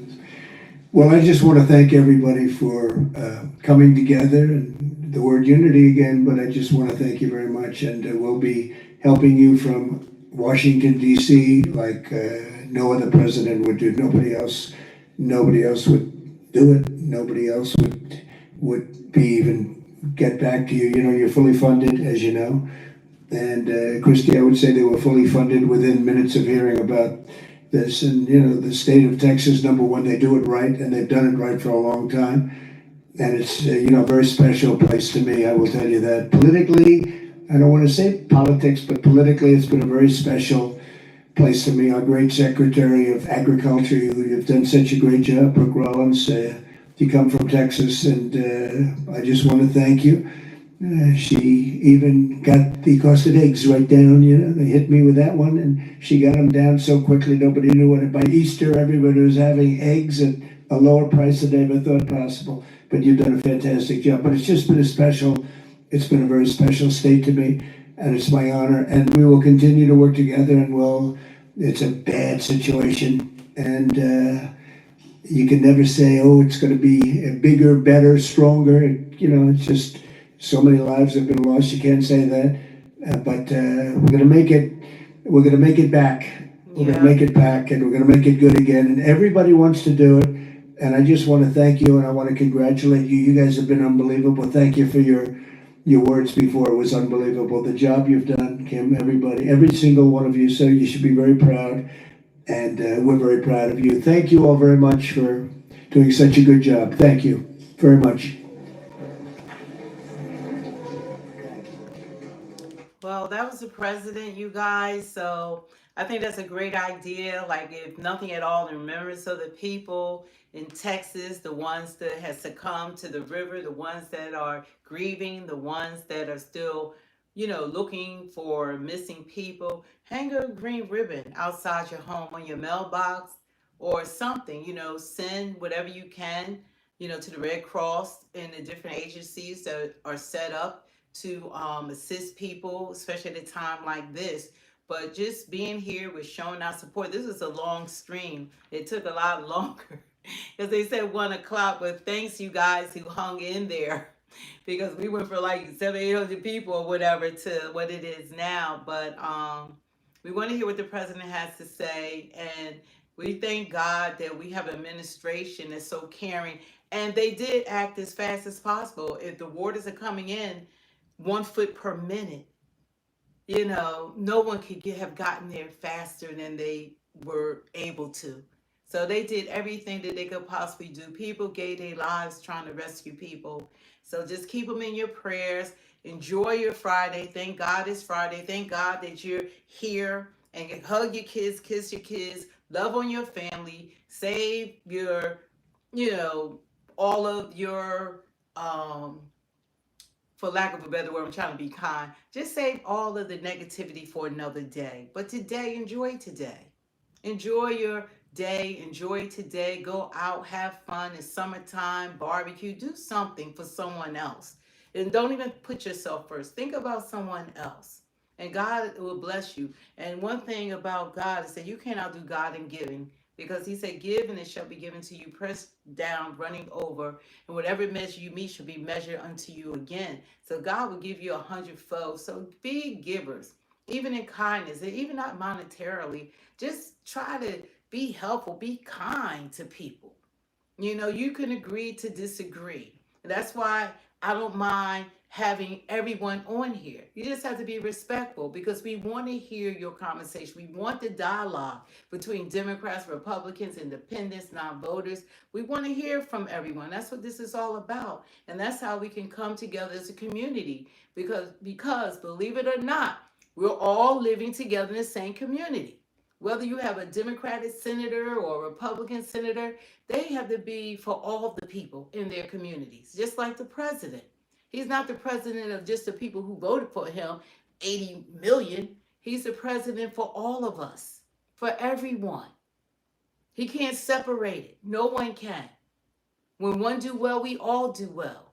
It's about America first, putting, you know, our best in front, and the leadership. And that's not agreeing with everything that anyone says. Nobody agrees with everyone on anything by any measure. But you have the Democratic Party has changed so much that if you're not saying what they want to hear, they want to be hateful, nasty, violent, mean, and just, you know, just It's just the hate has gone to such a level that it's never been seen before. Never seen anything like this. I couldn't believe I belonged to that party. It has most definitely changed, but I'm not about it. I love them still because a lot of senators and congressmen and my friends, everybody, they Democrats. Believe that they all Democrats. But you got to pray for people. But I'm with God. I'm with God. I don't serve man. I serve God. So anyway, you guys stay safe. Be thankful, grateful, and catch us on the next slide by hitting that notification bell. And thank you everyone for joining us. But we got to go to the movies. You know, Superman is out, so we want to go see Superman. So anyway, and get some good food. So anyway, enjoy today. God bless you. Thank you to all the moderators. You did an excellent job. And you know, let people speak. We want them to speak. We know they don't agree with everything, but we want to chat unless they become, you know, threatening and just over the top. Then they gotta go. You want to say bye, Elijah? I'll say bye. Okay, let me cancel so you can say. See you guys. Thank you for joining us again. God bless the USA. Stay safe. Bye. See y'all.